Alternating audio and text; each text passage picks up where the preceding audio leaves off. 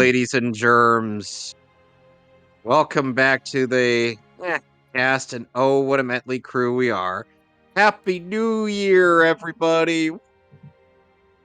Happy Hooray, New Year 24. to all, and to all a good Halo. Welcome back to the Mehcast, the first Mehcast of the new year, and oh, what a motley crew we are. Yep. Gizmos. We're in the library. Yep. I gotta get your stream. I've just gotta follow the monitor back to the index. And kill a bunch of flood on my way there. Can you share your stream, Alex? Yes, or is it I on did the in announcements. Oh, wait. Oh, wait, it is in the Twitch. And I'm sure...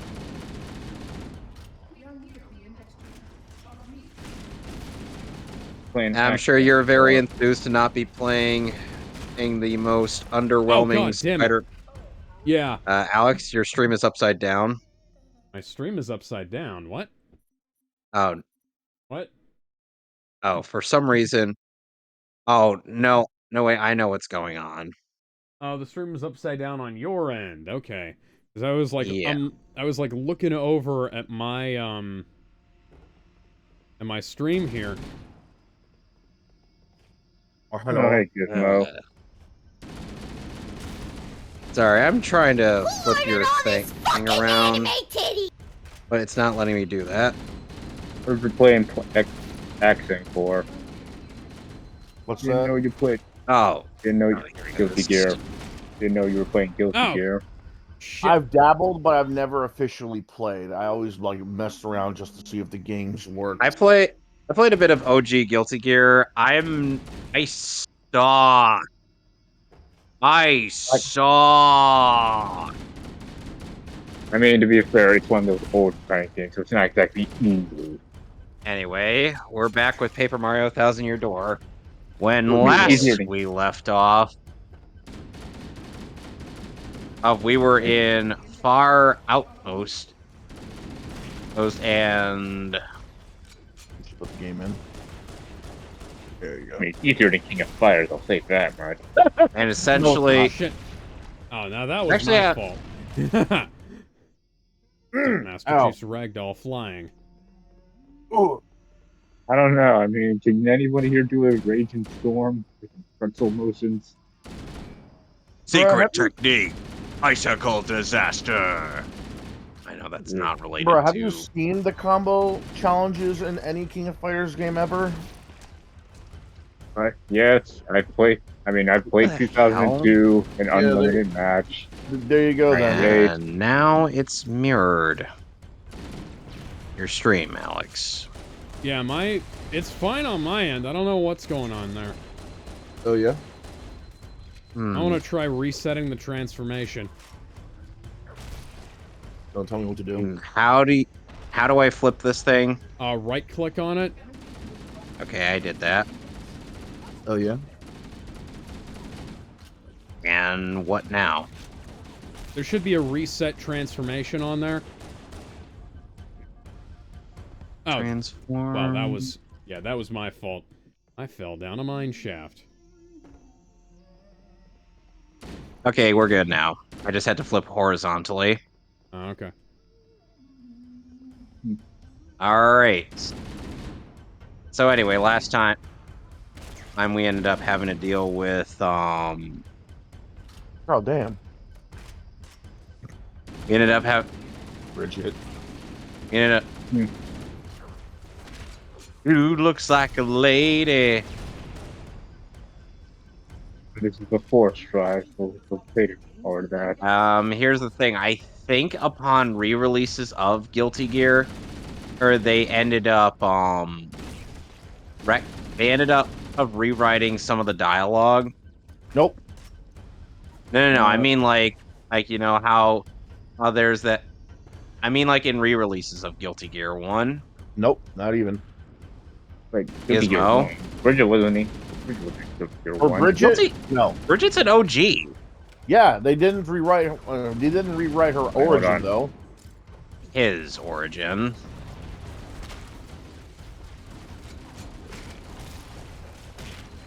Okay. Anyway, no, they didn't rewrite the origin, and I'm saying they rewrote the dialogue. Like, you know how that Yeah. one guy mistook Same. Bridget for a girl? Oh, but Yeah. then and he's like, Actual. "Oh no, I'm a boy." Wait, in later re-releases, from what I've heard and or seen, essentially they are like, "Oh, I'm a hunter. Oh, I'm a bounty hunter," are not really clearing up anything. Oh, you were talking about XX, not the very first Guilty Are you Gear. talking about Yeah, because that's the game where Action Bridget Core first or showed up. Action Core R? No, Bridget was an XX. And either way, the re-releases, of course, are not canon. What the fuck is And mom? again, I mean, I don't play much of story mode, so an XX. I'm gonna do a little training. Ah! Fuck. No, thank you. Bro, I don't want to have to sit through a visual novel. I do apologize. Yeah, I do It's story apologize. mode. No, I'm more Oh, like I said, I'm more or less referring to the to the re to the re-releases of the OG Guilty Gear games. yeah, X. I'm talking about XX, right? Oh, I so what you're think saying is what? what I'm They saying is that in order to keep true with this retcon, uh, re they ended up rewriting a number of dialogue bits. Alex, you're familiar with this, right? I'm pretty sure that isn't what happened, and that was something that they redid it for the new Guilty Gear game. Remember they Yeah, that was for changed sure. some That stuff. was when they did I all knew No, it that was no, no, stuff. that. no. I'm talking like the re-releases of the No, I older know they Guilty didn't Gear do that game. for the re-releases. That Weird, wasn't a I re. could have weird, I could have No, sworn they did. I mean, I don't think they have. I mean, Hang but on. they were released before the whole Bridget came back in Strive. So, hmm, Eh, I don't know. Maybe if I ever get the real. patience to do the story mode, maybe I might check for that. But I don't want to. You know, the funny thing is that the first instance of Guilty Gear having any English voice acting was in the The second game, right? yeah, no. Oh, not this.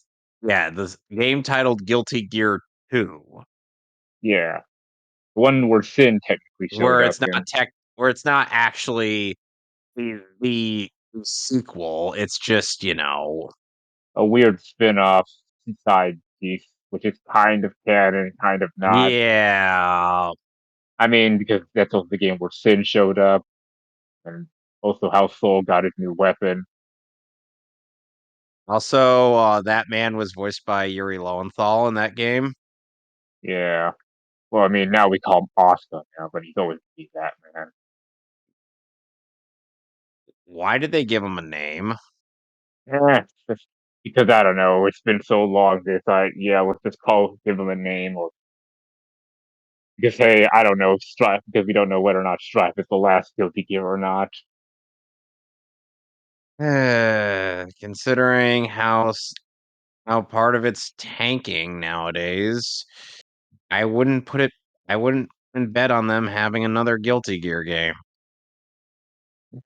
I mean, then again, Narcus is gonna. Then again, it could be Okay, no, worse. It yeah, I could be just did a like quick Blade look on Blue. the censorship, on the game censorship wiki and the censorship wiki, and no, the only one that has any censorship from Guilty Gear is Strive, Yeah, the recent one. Yeah, yeah. Okay. I swear, because could've Strive's sworn. re-release, Strive's DLC, not the re-release, is but like the DLC and the updates.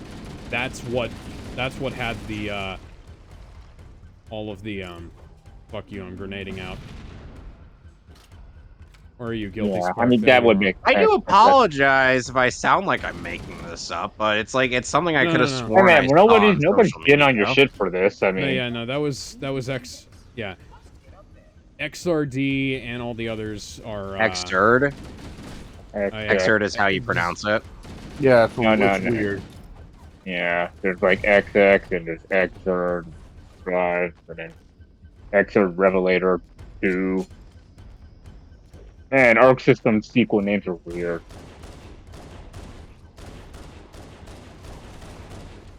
All Yeah, right.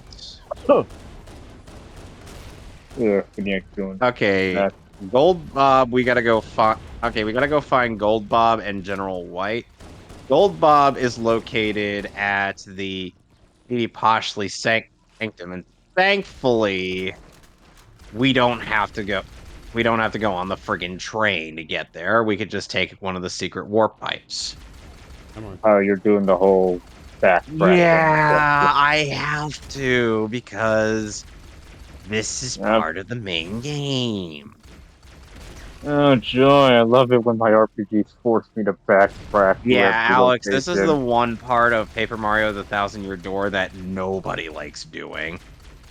And So, the fact, essentially, what you got to do for the ladder, General White, you have to go all around the places where he's been sighted in Rogueport and whatnot, and come back to Far Outpost,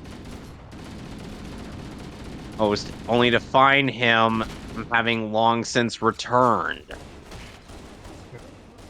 You know how dumb that is?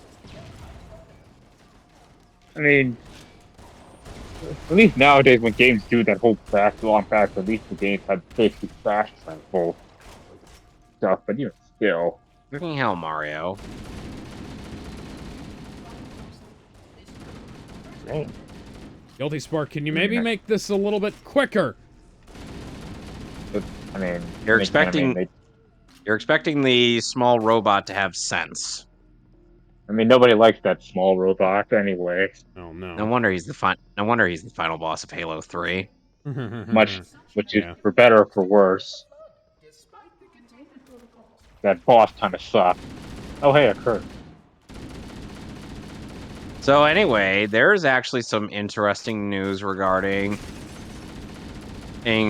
one of the more detestable individuals in Funimation's lineup. So Funimation, Sony, Crunchyroll, yeah. the So massive Aniplex gangbang thing that the Anymore. that the anime industry has become. Or they're fun to make them. okay, so essentially Jamie Markey, somebody had brought up Jamie Markey's whole bit on the infamous pesky patriarchal societal demand and Oh yeah. thing. Yeah, Asmongold. Yeah. recently Turns out she looked doesn't at that. actually know Japanese and was just making shit up. Who could have guessed? Yeah, so Somehow. so essentially she kind of outed herself as an idiot and has been Hell getting yeah. rightfully lambasted for it.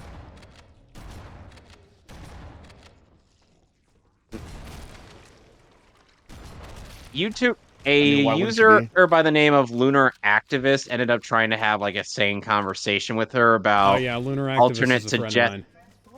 Is she? about like alternate suggestions on translations for Lukoa's line in there, but Marky kept on saying that that's stilted. What the fuck Stilted is does it even fine. mean? It's a different language. It's gonna sound weird. Yeah, Also, isn't it and she acts like she just knows true how that people. there's still a lot of words that. Also, isn't it true that there's still a lot of words in Japanese people still can't get a translation of? Well, you can Yep. translate them. It's just that some of the translations are a little rough. You know, some things Yeah, are. it's constantly changing. Yeah. Ah, shield.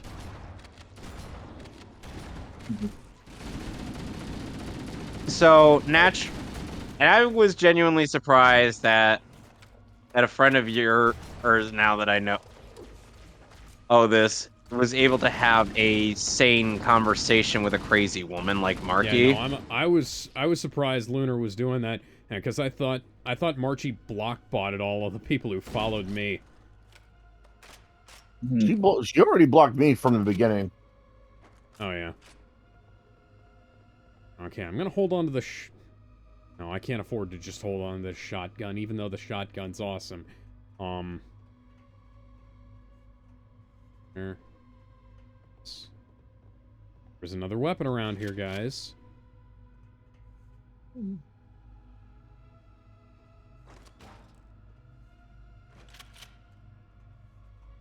this is... No, this is just a bunch of... Oh. I hate the plasma pistol. What's but wrong it's with it? better than nothing. You know the plasma It's pistol wasn't supposed to be used by itself, right? The what? Oh. No. You know, you're Needler! supposed No, not Needler.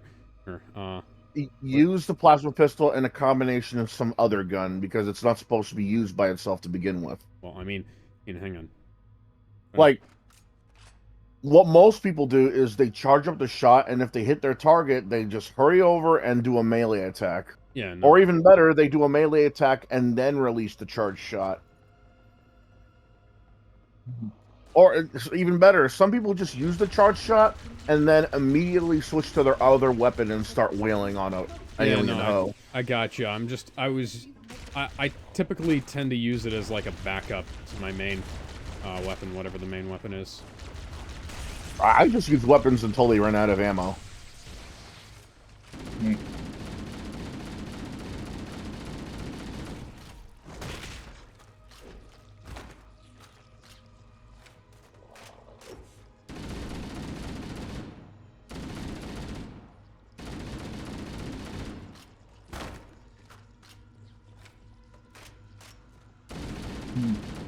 What? You get in your lab in this jam over here.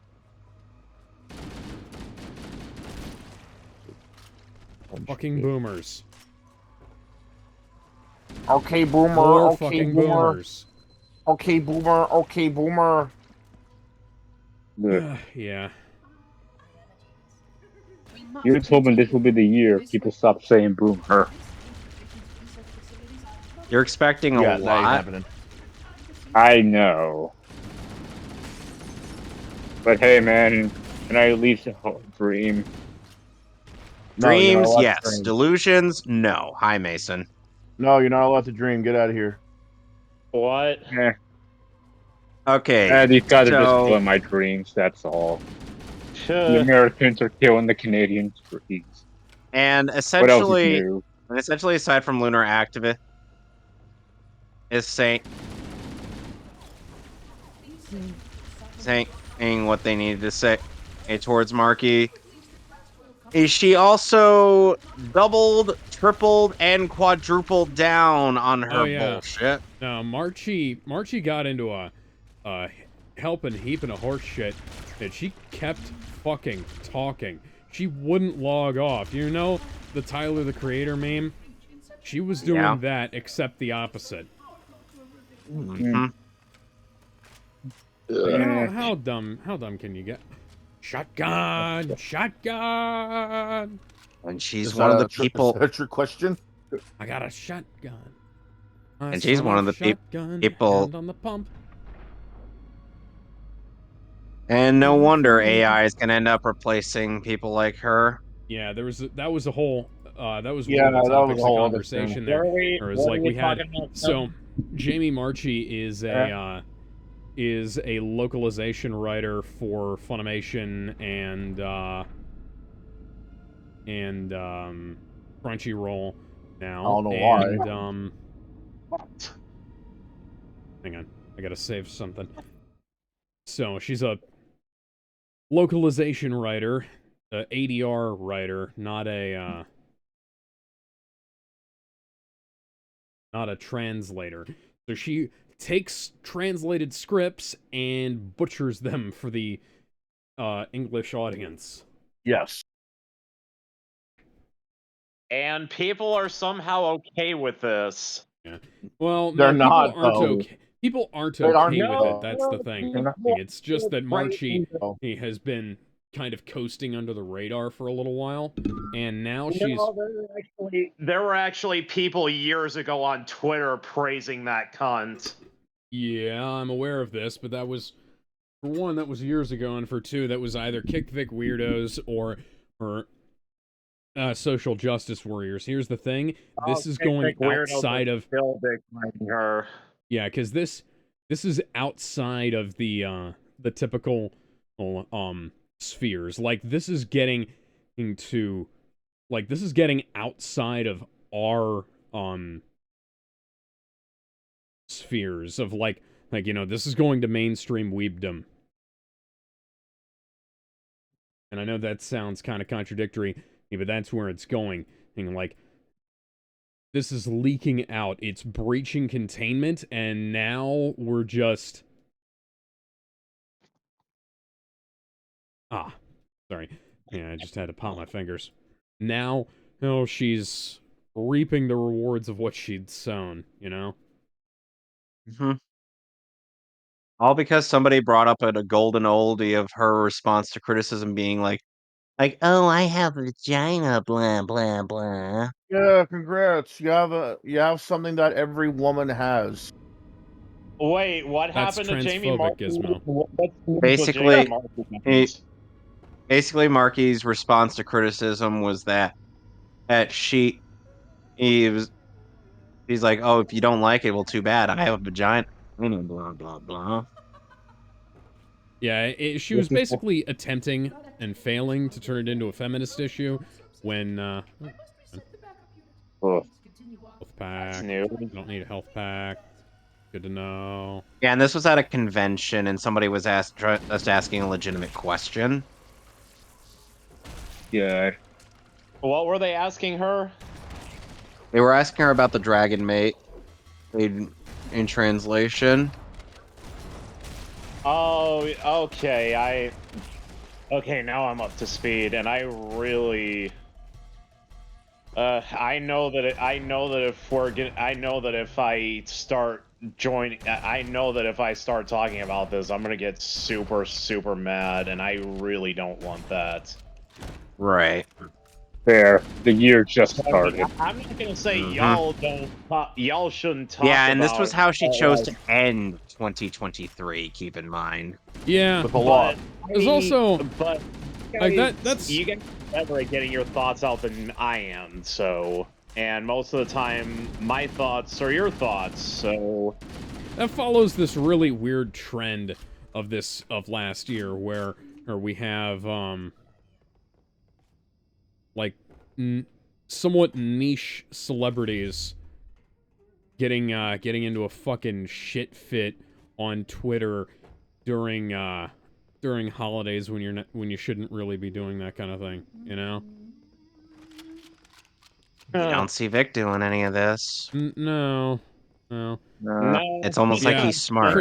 Chris Jericho also got into some stupid shit on Twitter over Hey, what's the wrestling Vic Mignogna look alike?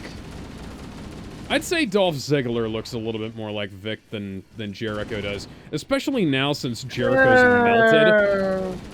What is it? What does he look like, an ice cream cone? Yeah. I'd say a sizable jaw, dude. Oh yeah, like. Yeah, I was gonna say his jawline prevents. Like his like chin is almost as big as mine. Saying something. But at the same time, like but yeah, like Jericho,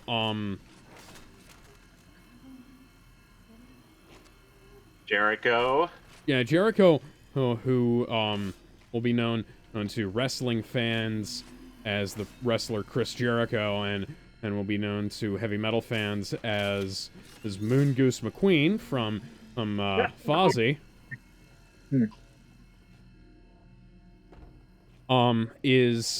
He got into a really stupid Twitter fight with somebody over non-disclosure agreements regarding the weird the brawl out situation, I think it was.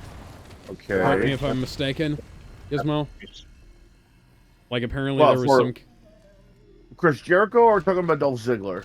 Jericho, not Yeah, Ziggler. yeah, Jericho. Yeah, Ziggler is not involved in this situation, and Ziggler is currently not employed at the moment. I think he's between federations.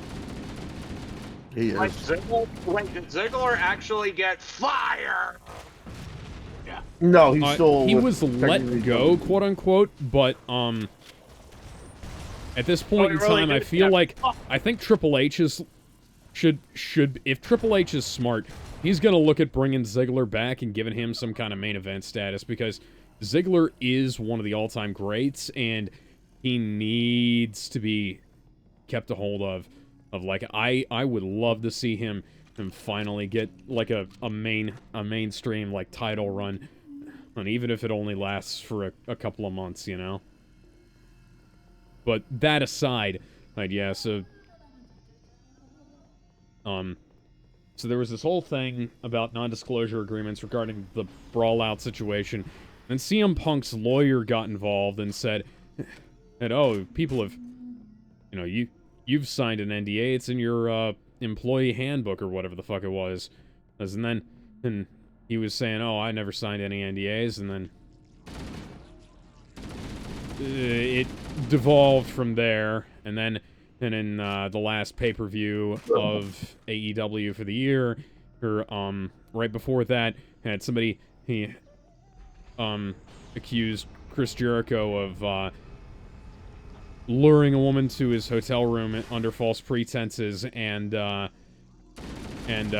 coming on to her in what was intended to be a non-sexual situation, and then getting angry when she wouldn't put out. So who knows? But there was this whole song and dance from Tony Khan about how us over in AEW, or, you know, we're sensitive to accusations of sexual misconduct and whatnot, making a big song and dance out of it when Vince McMahon was accused. And then I thought Vince McMahon was accused in the 90s already. Well, yeah, but again, and like when it happened again recently. And then later on, like when there was when Ric Flair was accused, and when Chris Jericho were accused, that he fell suspiciously silent. So it seems like it might have been just a bunch of political grandstanding on his part, basically using any opportunity he can to try and beat Vince McMahon over the head for the sake of some kind of media boost. Because of course. Not that Vince McMahon is a particularly good person, and he's not. He's a fucking scumbag, and he's screwed over quite a few people in his long career as the head of the World Wrestling Federation and WWE, but I know. He actually wanted to fuck his own daughter, by the way. Well, no, that wasn't a real thing. That was like a storyline thing. It's still fueled by like whatever crazy drugs Vince McMahon takes. Speaking of crazy drugs, though, you know, when I was talking about how Chris Jericho kind of melted, his body does kind of look like melted ice cream now. And he's got dad bod now. I'd never say this to anybody else. Jericho, buddy, you need to start taking some steroids. Bruh. Dude. Well, that's dude, something. like they actually prescribe testosterone to guys who are his age now. For right, but not outright steroids. Well, that is technically steroids. It's a performance enhancing steroids, substance, but not steroids. I mean, it's not. Yeah, it's not anabolic steroids or anything like that. It's just like it's Like, I'm not being literal. I'm just saying, and like, dude, find a way to keep your fucking and pecs Shape. from dribbling down on your chest, you know? All the Oh, gym. like Jericho didn't. So, Jericho looked fine like 5 years ago, but You want to know something bad, Alex? You want to know something really bad, Alex? Suddenly, I'm now imagining Chris Jericho, just doing that bit from the dodgeball all post-credits scene. No. Oh God. Yes. He's Yeah, not hey. that. Dude, he's not that big. He's not that fat. No, doesn't I'm look just. bad. hey, No, at least no, it's just a joke. Come on. yeah. Suddenly, he's like, my milkshake brings all the boys to No, the but yard, he's and really they're not like, that. it's better than yours. Damn right. It's better than yours. I can teach you, but I'll have to charge. Thank you, New Mason. That was Peter That was Griffin. perfect. We all know the thing. I teach you, but I have to charge. Okay. Do it again. No, but for real, he's really not that bad. I think, and besides, I don't think he should be going on steroids considering his first attempt. Him, Well- Hogan, Rock, what was it, like Edge and Christian? Now a lot of the guys are on steroids from the rock and roll era up to the fucking ruthless aggression era, I believe. I don't think they Rock stopped. and roll, That's the thing. attitude, ruthless aggression, yeah. Yeah, I was up to ruthless aggression. They started Well, doing technically, less of I guess it was so. rock and wrestling, but I don't. Well, rock and wrestling was when they started using steroids. You know, Yeah. because I I, remember- don't think. Do you remember that conversation that when like the federal prosecutor said brought Vince McMahon up in front of the fucking in court and said that the allowing guys to take steroids is creating an environment of unfair competition, and Vince McMahon had to very gently explain that professional wrestling is not real. People still, man, even after the announcement saying that it wasn't real. Yeah. Oh my God.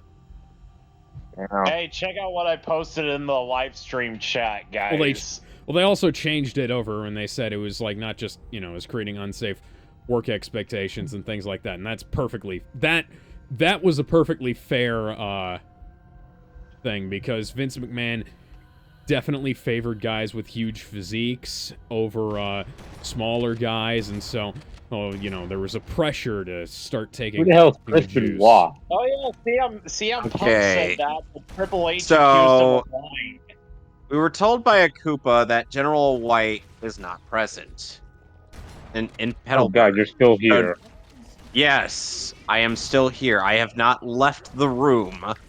I cannot physically leave this room until I am done playing the game. The game! God The greatest darn it, game my of the fucking- gen. Something about the game and how you play it. All about control, and if you can take it. By the way, Alex, do you have any plans on Wednesday aside from doing some writing? Gonna try and get some Stanley Parable finished up. Other than that, that should only take about an hour or so. We should probably Yeah, have you and Ben are a doing decent amount of time for that. What time are you guys starting that? I think we're starting at around 5:30, and then we should be done by like 6:30, 7 o'clock, depending on how Right. long that takes us. For what? Oh, great. Now we it's- gotta go all the way. Stanley Oh, Parable. now I gotta go all the way up to the fucking Glitz Pit. Oh, before we go. Please let there be another health pack around here. In other Everything news, that's standing between me and death is my fucking shield. Alright. Alright, guess so. What's the other news? oh, what is that? Oh no. Okay, that's fine. Hey, anybody remember this wrestler that I posted in live stream commentary chat? Hang on. No. Alex, say the name. Actually, I It's Law. literally can't, because The Master Chief Collection has control of my mouse cursor right now. Oh, okay, that's Oh, fair. one of those Gizmo, games. read what I wrote. That's why I play a lot of my games windowed. Let me see. And where? In the Barcat chest? Like, couldn't get, Yeah, the I tried On the to live get yeah, the stream live commentary stream text chat. In the commentary chat. Okay, let me see. Crispin Blah? Who the hell is Crispin Blah? You're a smartass. You know that? I don't get it. Okay, so there was a wrestler in WWE when it was called WWF. He was called Chris Benoit. He was known as one of the best wrestlers out there. Yeah, the from his, crossface, the Canadian Crippler, I think it was one of his names. yeah, he was also very infamously known for the diving headbutt, which Yes. is exactly how it sounds. Which is exactly how it sounds. Unfortunately, because of the time he was wrestling, when chair shots to the head were still a thing, and the fact that he was still using that move I've said before, the flying headbutt, it took a toll on his brain to the point where when he got brain scanned, it was equal to that of an 80-year-old man. Damn. So, unfortunately, That I didn't know. So, unfortunately, because of his injuries to the brain, he went a little schizo. So what happened was, literally right after the unfortunate death of Eddie Guerrero, which died of a drug overdose. No, that was a heart attack. Well, no, heart attack. Yeah, my mistake. I keep mixing up a lot of these wrestlers' deaths. Heart attack in his hotel. Unfortunately, that was his breaking point because the two of them were best friends, along with Batista. Yeah. So if you can. So just for a quick reference here, so you had turn. That was his breaking point. So yeah, so right after that, Eddie Guerrero died from he'd been off of steroids and painkillers for like a decade at that point, but it had already taken a toll on his heart and the rest of his body as well. Oh, and that was what led to his heart attack. And like that was somewhat common, unfortunately, with wrestlers of that era and the previous era, where a lot of them wound up having pretty severe health issues. Even Brian Pillman, Mr. Perfect. Yeah, Brian Pillman, Mr. Perfect, Macho Man Demolition. Randy Savage, Demolition, Ultimate Warrior. Yeah. Especially Ultimate Warrior. That was a big deal.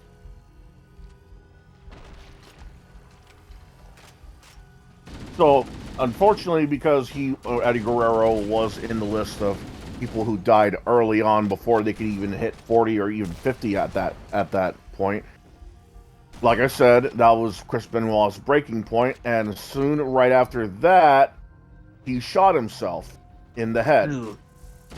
That doesn't stop there though, because when the coroners went over there to check up on him and look in his house, they not only found himself shot in the head, but it was also his wife and his child, and they put together that it was a murder-suicide. Basically, meaning because of so many head injuries, he made him crazy to the point where right after Eddie Guerrero's death, he shot his wife, then his kid, then himself. That unfortunately ends up reminding me of what happened to Ducky's voice actress from Land Before Time, the first one. This was worse though, because you could say that he was crazy from the beginning. This guy, unfortunately, was already healthy. Yeah, because Jericho actually went over this on one of the episodes of his podcast, where he said that it was like right up to the day that it happened, he would have let that Benoit watch his kids, because Chris Benoit was like one of the nicest, safest guys in the entire industry. And everybody said that it didn't make any sense.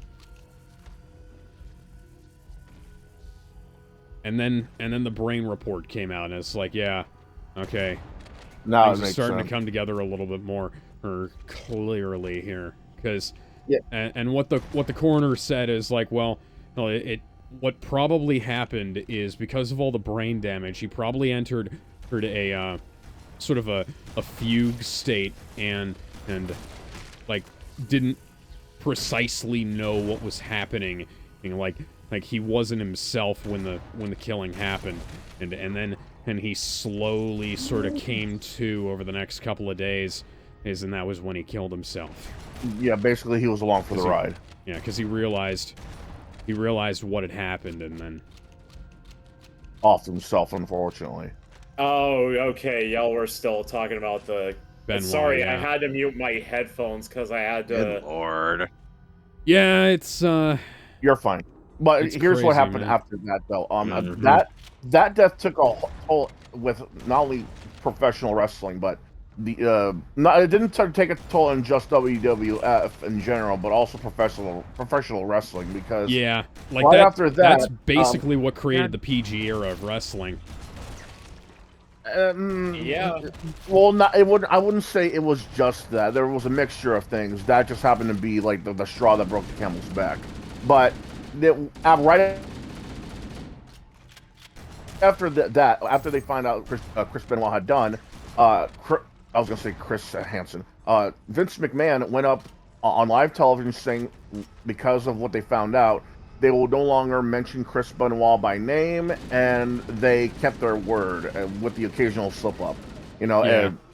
especially with its media, like like video games, WrestleMania DVDs, merch, that kind of thing. So, like, let's say there was a match between him and such. It might have been incredible, but they won't mention it. Or let's say he was in a tag match with three other team. Yeah, that three like teams. basically there's there for years there was no chance of that match ever getting uploaded by itself to any official WWE source, which is unfortunate because they have literally the highest resolution original masters of all of this stuff. Everybody else has like VHS tape rips or digital rips or something like that. Or like DVD recorders or something like that. And there's no way they're gonna re-release this stuff too. Like, for example, I have a DVD of WrestleMania 2000. Guess who was on that DVD? Benoit. Yep, Chris Benoit. There's no way they're ever gonna re-release that footage in any way unless they're gonna scrap the footage of Benoit altogether. And because of that, not only did they and because of the Chris Benoit incident, not only did they stop chair shots to the head, but they practically slowly started to stop hardcore matches. Hardcore matches being, false count anywhere. You can use any weapon. You can put guys through tables without any limits. Blooding or, bleeding or cutting. Blading, yeah. There was no cutting. Yeah, blading. There was no blading allowed anymore unless it was on the rare occasion they thought it would sell. Or if they did it the hard way. Yeah, I think the last official hardcore match was with Tommy Dreamer versus the Sandman, and when ECW was bought by WWE. Yeah. There was also. I could be wrong. Oh, yeah. So. Oh yeah, Vince McMahon also had to come back to life because his limousine exploded the previous week. Well, yeah, there was supposed to be something. Well, there's some storyline where like Vince McMahon died, but because of the sudden death of Chris Benoit, they have to scrap it all. And I am almost done with this quest. Because of God. Yeah. Which, by the way, Sonic, I hope you really liked this quest. Okay. Guess what? Guess what? For one of the troubles. You want to know what you get to do for one of the troubles in this game? You want to know? You want to know? You have to do all that I just did all over again. Fucking amazing. God. No. Game for Anyway, this is why every Gizmo. RPG needs a fast I've already forgotten what I was going to say. Oh, okay, I remember. So basically, because of the Chris Benoit incident, they also had to scrap whatever story to do with Vince McMahon dying in story. So we'll never know what was supposed to happen afterwards. Yeah. Yeah. They let people bleed the hard way. Hey, like fucking crazy. Yeah, but they started like going to black and white for a few years. That was really Oh irritating. fuck, that was stupid. Yeah. I hated the black and white censors. It's like, dude, just show it or don't. Goddamn anime. Like, what's the point of this? We sat through the Attitude Era. We're not babies. Well, it's not like you can't show blood on a PG anyways. You can. It's just these guys are acting like they're also cutting guys' stomachs open. It's literally just blood. Yeah. No, like Brock fucking Lesnar gets away with a lot of shit in WWE. That's part of the reason why for the longest time I just haven't liked the guy. Is because he gets away with shit that everybody else gets punished for. Or like Jack Swagger gets busted for weed. Like Jack Swagger and Rob Van Dam both got busted for weed. And they got canned. And meanwhile, Brock gets done for steroids and he's still got a career. Would you really tell that guy to his face you're fired though? Exactly. That's balls. You know, I wouldn't do it to his face. I'd do it on his wedding day. Via mail, you know? Oof. I'd do it on his wedding day via mail. Could have been worse. You could have been involved in a one-leg match. With, who was that one-legged wrestler they had on staff for a while? I keep forgetting, but I do remember that it was a big deal, especially since he gave it his all, and he kept on winning against Brock Lesnar. Well, he was also really fucking good. Like, it was a really... People said it was like, oh, that's a weird fucking gimmick. It's like, this guy can actually fucking bump. Dude, he was really good. He was really, really good. But I think the reason why they got rid of him was because of the suspension of disbelief. Like, how many times are we really gonna sit there and believe that a guy with one leg and a build like that is able to beat someone like Brock Lesnar? I don't know. Oh, there's this whole thing in John Wick 3 about how like blind Donnie Yen and beats all these hardcore assassin dudes, and he's like, yeah, I believe that. That's a common trope, though. Like, of course, Yeah, we're gonna believe that blind assassin is able to. Bad guy. You know, of course, we're gonna believe a blind assassin's gonna beat up and kill 10 other ones. And it not only is it common sense at this point. Don't you mean John Wick 4, Okay. Alex? Oh, John Wick 4, yeah. Not only The is blind it assassin doesn't debut until that film. Yeah, I forgot. Continue, Gizmo. Moving on. Well, anyway. Yeah, we could. By the way, Alex, you want want to know? Oh, Yeah, Alex, you want to know why we had to travel all around on Rogue Fort just to find General White? It's because he was told by some fortune teller to come find me. Huh. I just made a new song And I'm cover. like, motherfucker! All you had to do was just stay there, we'd find you, and then you'd follow us! Yeah, that's something I hate.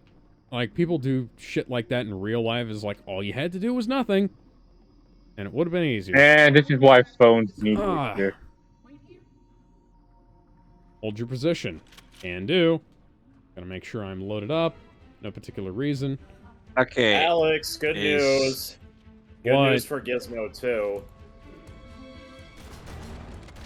And how they fire this cannon, they're gonna throw in a whole bunch of bombs to make it explode.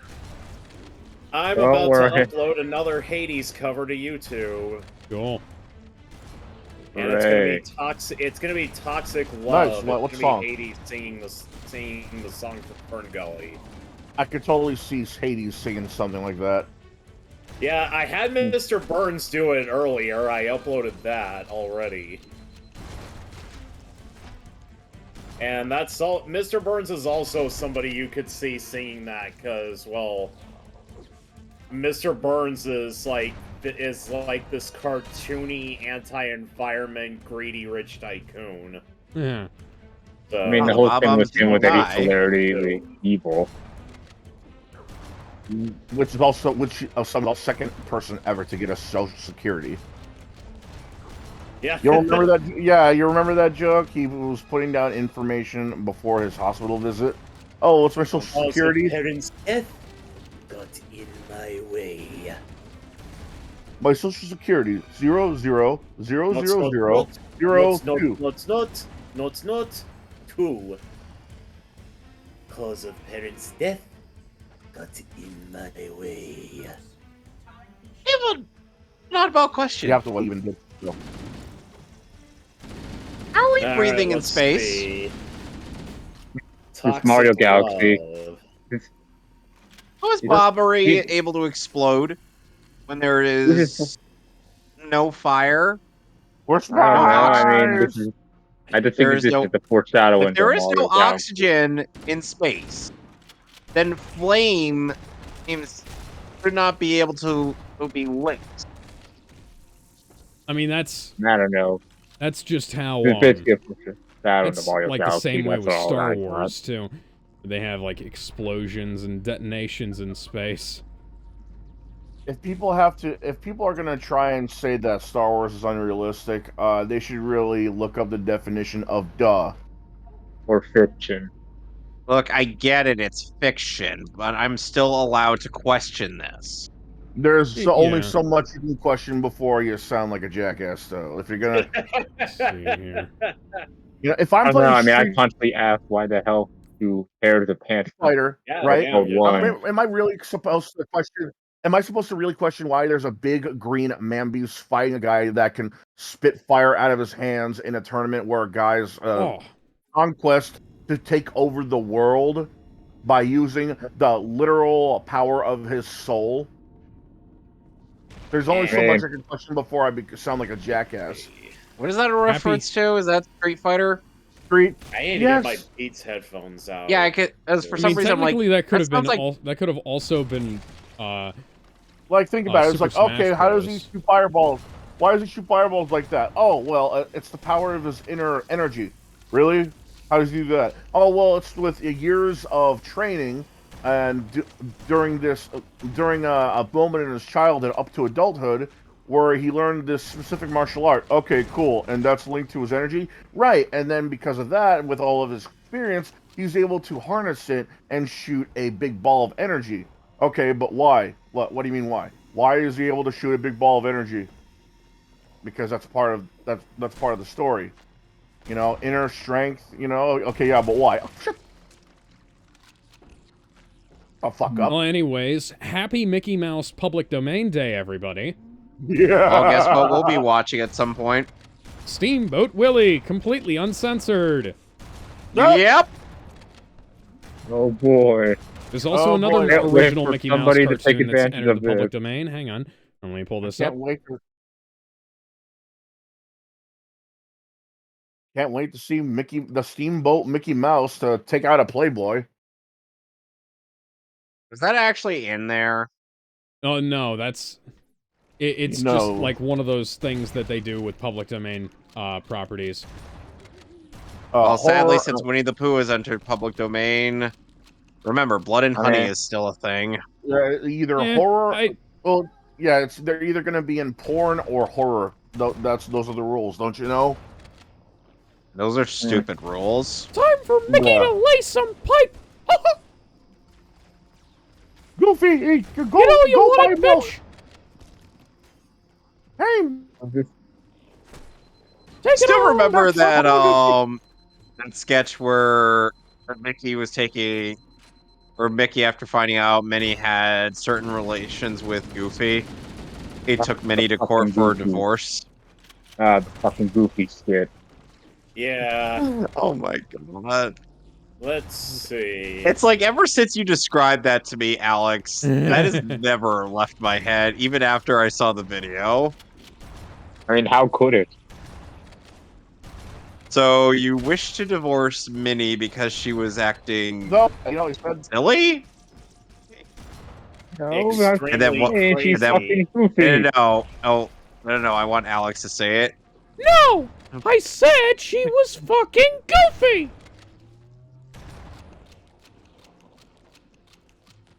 Ain't that how to cock? I'm gonna take revenge by banging another guy's girl. Haha. Hey Maxie. Haha. Why don't you go hang out with Goofy? Haha. I'm going to tutor Roxanne. Haha. Roxanne. Haha. Yeah, I think Max is too busy doing school shooting. They're not gonna laugh anymore. Yeah, that joke's already been done. In other news, Discord is sent out warnings for anyone following an offensive creator. Who? What? Who'd they So, send out I don't warnings know- for? I don't know how many of you were around or even knew about this news, but there was this fandom around something called, oh shit, what was it called? I think I got it right here. It was, fuck, where is it? Alright, close these out. Won't be needing those anymore.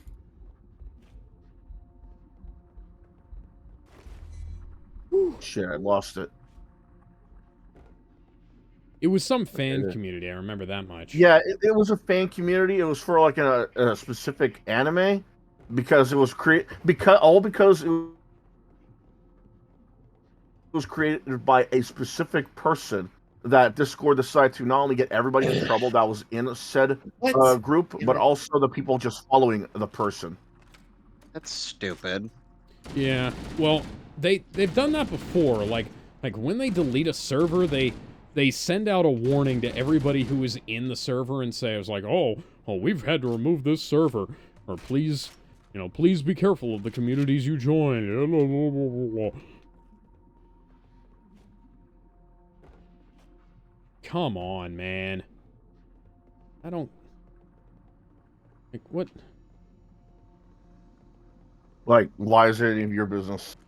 Yeah, like it's... Come on, man. Gotta, Are you Biden? Like, unless... You gotta... Man. Unless the Discord no, group... like, legitimately, come on, man. And, like, this is a... Hey, you gotta be moderating this shit. Yeah, it is pretty stupid, like, isn't it? I'm in, like, 60 servers, you know? And I don't pay attention to, like, most of them, you know? Oh, yeah? Also, it doesn't help that a lot of the people on Discord are holding double standards. A lot, like, remember back then... I remember back then there was this whole debacle when people found out that half of the Discord employees were furry cub diaper fetishists. Oh yeah, that was a... Oh, Lord have mercy. That was a thing. Yeah, that was a thing that came up. Yeah, and then because of that, they let a lot of like in real life CP just like slide under the radar. Got a special place in Tartarus for these degenerates. Yeah, meanwhile, well, they were taking down shit for... That was completely... That's where I need to be? Like, look, again, I've said this before, I could care less what you're into as long as it's fictional and it doesn't hurt others. But it's the fact that these guys... I mean, that's fair, Gizmo, buddy. But it's the fact that these guys are holding a double standard. It's like, oh, well, stop attacking my fetish, stop kink-shaming me. I was like, yeah, but dude, you're letting real photos and videos of real kids slip through. It's like, yeah, but they're only looking at it. They're looking at it. Yes, that's the problem. Yeah. And someone posted it. That means someone else must have it too. This is why most people should just keep their kinks to themselves. Yes. Yeah, otherwise these people are going to have a special place in Tartarus. Yes, good point, Are you gonna fucking move? Or did I go on a Hell circle? no, I rule the underworld. I am not moving from it, Alex. Hades, I'm not talking to you. Oh, good. Got a I'm trying to figure out if I've gone in a circle here. In other news, Hideki Kamiya left Platinum Games because his trust was broken. Well, basically, he didn't make it. I think the thing boiled down to, like, he wanted to do something else with Bayonetta, and Platinum Games had something else in mind, and And, like, from what I've heard, his idea for Bayonetta 3 kind of sucked. So, like, I mean, I like Kamiya, but, like, at some point in time, you gotta lay down the law as the owner of the IP, you know? I don't know.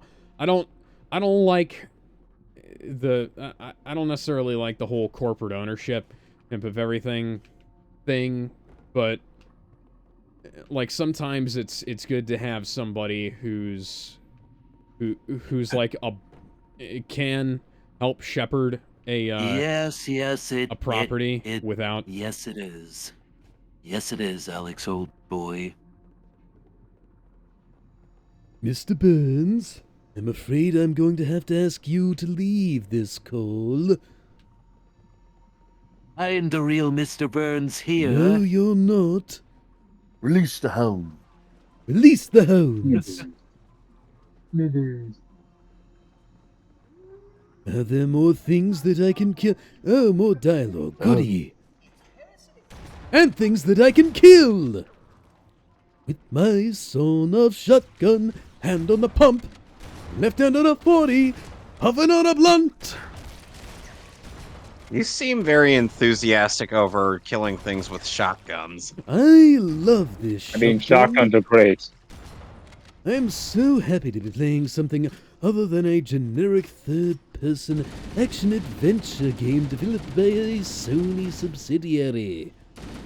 Man, I miss when fighting games Your had special obsession is intros. very droll. You remember when third-person action games had personality to them? I mean, look at Man, Family Batman. Batman. Farm wants you to remember. Now quoting Man, Family we got Guy old memes girl. in a Simpsons voice. Feel like this Alright, should we be got games like illegal. Old Girl. Ooh. In fact, it actually was illegal. My lawyers told me that it would be. Hang on, did I leave something over here? Oh, assault rifle rounds. Woody. We're all just having a corking good time. In other news, Pixiv is now censoring certain artwork for specific regions.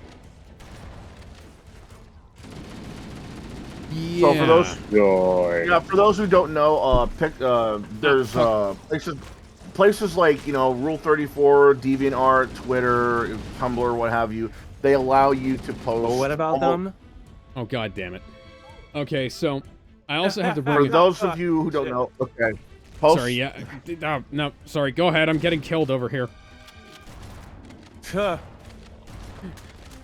those of you who don't know, DeviantArt, Tumblr, Twitter, Rule 34, what have you, E621, you're able to post up almost all kinds of artwork, right? From the very lewd sexual act to the most innocent of I don't know, cute animal faces, right? With You've some seen it all. exceptions, DeviantArt does not allow penetration or Right, but here's the cum. exception is and that exception is what we're talking about today, because Pixiv is extremely infamous because they are no holds barred.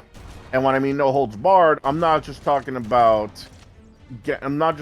like, rapes, gangbangs, or I'm not Almost talking basically just about hentai gore. sites, I'm not just talking Yeah, about like- gore. I'm also talking about Inflation, that the- whole gore, also- and I'm mostly talking other about things I can't say.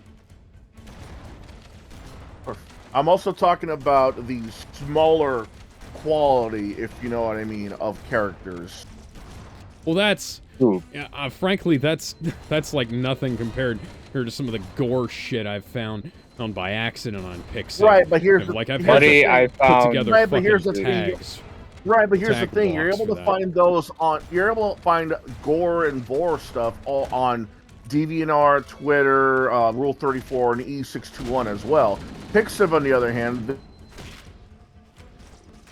they openly allow literally any kind of art, from AI to 3D models to hand-drawn, of literally anything you can imagine, and that means they'll even allow Cub, Lolly, Shotokan, that kind of thing in there. There was and that's what it's known I have for. to say, there was a very unfortunate period of time where There we go. Oh, fucking hell.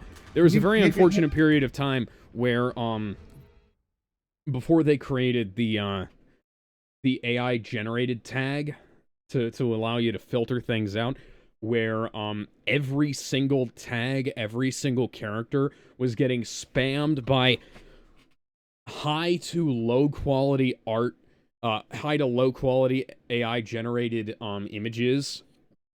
Some of it was really good. Some of it was fucking garbage. And more of it was garbage than wasn't, unfortunately. That's And AI for the most for part, Pixiv had managed to part of the reason why I liked Pixiv back in the day was because they managed to avoid some of the issues the other sites had with nope. There we go. I am still alive. I'm still alive, and now I'm not. Was because they'd managed to You doing all right there, Alex? yeah, they'd managed to avoid the glut of low quality, like SketchUp content where people would just dump like MS Paint drawings and other shit on And unfortunately, people still do that. Yeah, well, yeah, they keep doing that. It's like I'm talking like Chris Chan or just above Chris Chan level. Yeah. What? Alright. Got it. What's going on in the background? And sorry, I needed some water. And Sorry. like credit where it's due. I'm not gonna bash it entirely. The AI, most of the AI stuff looked better than that stuff. But then you'd get shit where it's like the hands are wrong, the fucking, the girl's got two vag, you know, things like that. Like it's just off-putting, you know. Like the guys who use it as like a sketch pad and then do like the final job in Photoshop or GIMP or something like that. Thought I heard something strange. They do a really good job. Props to them, because it's difficult to make art that's not shit no matter what kind of tools you're using. Speaking from both my experience as an artist and a musician here, and you know, well, you gotta figure shit out. You gotta learn how your tools work. Freaking, if you don't know how your tools work and you're just pumping out shit to try and make a quick buck off of your fan box, you know, that's you know, that's not gonna come out good no matter what. Yeah, this has to do with Fanbox too, though. Yeah. Because, like I was saying before, Pixiv is not just blocking region access. Like, no, they're not just restricting access in certain regions, but they're also making Fanbox outright just ban people for their risque art. And again, this is think of it like YouTube back in the day, where you could make videos on anything and you would not get in trouble. Yeah. Right? You could say all sorts of words. People know that you say them for a reason, not just to say the N-word. Yeah, like remember like you remember Filthy Frank? You would remember Filthy Frank, motherfucker. You know, you remember Shut the fuck up. You remember guys like what was his name? And the guy who did parody songs. You know, that was very offensive. Rucka, yeah, those guys. Yeah, that guy. Same thing with like fuck, what was his name? Not the guy who used to do Content Cop. What was his name? iDubbbz, back before he sucked. iDubbbz, yeah. Before, you know, iDubbbz back in the day too. That it was sort of like that. It was the Wild West of YouTube. Pixiv is basically Pixiv right now is the Wild West of the art community, because you could literally post anything on there and not get in trouble. Ow! Or looked down upon. However, it looks like more and more of Yeah. more and more of the Western sentimentality is leaking in because they're not only cracking down on like the more risque fetishes in artwork, but they're also making Fanbox also crack down on the users too, to the And point this like where seems really sensitive. they're outright banning accounts. Yeah. Yeah. Like right now, Japan has no problem with this. Like no duh. I This mean, is a Japan never Well, had a Japan problem has with the this whole general sexuality. censorship problem, but yeah, other than that it's mostly alright. Yeah, it's a Japanese website, so. But Yeah. there have been reports that Pixum is being blocked in other parts of the world, which, it makes sense news-wise, but it's angering censorship-wise, because, who are they to say you can't look at that stuff unless it's real shit? Like, why is it your business? Like, if I wanna look at feet chopped up into little pieces and put into my goddamn California roll. Like, as long as you're not chopping up real feet for it, Yeah, that's what I'm saying. Like, if I look at all that and it's drawn or animated, it should be fine, right? Fuck you. I want to see guys make sushimi out of a guy's finger, But they're cracking down on this as if this is real life. If this is real footage, then yeah, arrest me. If it's real, if this is a real foot that's being forcibly cut off, yeah, arrest the guy who made the video, arrest the guy who filmed, arrest the guy who chopped the foot off. Yeah, that's common sense. But these guys are going after the most niche of websites. Like, well, dude, what does that serve? This kind of started with like fucking Christ-tard politicians going after Pornhub and stuff like that. And like Pornhub is completely blocked in the state of Mississippi unless you have a proxy page, unless you have a proxy server or the Tor browser. Or really, when did they start doing this? A couple years ago? This past year at some point in time. And like you can't sign up for, like, you have to sign up for a fucking Pornhub account and give them like a scan of your photo ID and shit. Or that was what they were at. That was what Mississippi politicians were asking them to. And Pornhub just said, like, we don't have the security functionality to, fuck you, Guilty Spark. So, we don't have the security available to guarantee the safety of people's, data in this case. Is, like, we're not gonna try and store your fucking state ID Let me watch what I want to watch. License and shit. If I want to corrupt my mind, let me corrupt my mind. Yeah. So. Yeah, man. It's my mind. I'm free to corrupt it. You can't tell people they can't watch hentai. Come on. And I mean, come on. My parents are okay with watching stuff like watch Sex.com has done that as well. Especially my hentai. Recently, North Carolina started blocking Pornhub as well. And I think Sex.com is blocked there as well. And there's a few others that are. But it's not that difficult to get around if you know what you're doing. But at the same time, it's one of those things where for you guys, there is a First Amendment for a reason. Your record keeping is fucking dog shit. And everybody knows that this is not the kind of shit. Like, data breaches happen all the time. There was there's another fucking Sony data breach last year, Yeah. With all that other shit. Like, we can't... Oh, yeah? Hi, Cortana. Hey! Cortana, aka Best AI. Mm-hmm. One of the best AIs ever. Yeah. Perhaps. What are you saying? You At know least better Cortana AI? didn't have an That man then proceeds to have Siri call him Batman. I find that funny that they blocked. I find it funny they blocked Pornhub though, because they're acting like Pornhub is like the only porn website out there. Yeah. Yeah, I mean, there's videos. Like, Close okay, videos you ears. block. rule It's like blocking. 34. It's like getting rid of the shipment of Snickers. It's like, okay, but there's Three I have other Musketeers. chocolate. Yeah, there's Three No. Musketeers, Milky Way, Crunch Bar, Hershey Bar, Nestle Bar, whatchamacallit, Who's 'em a What's It's. Those are real candies. Yeah. Whoa, is my hair out? Tootsie Roll. It's like you could literally go for other ones. Same thing with Pornhub. Oh, yeah, okay. Oh, no, you blocked Pornhub.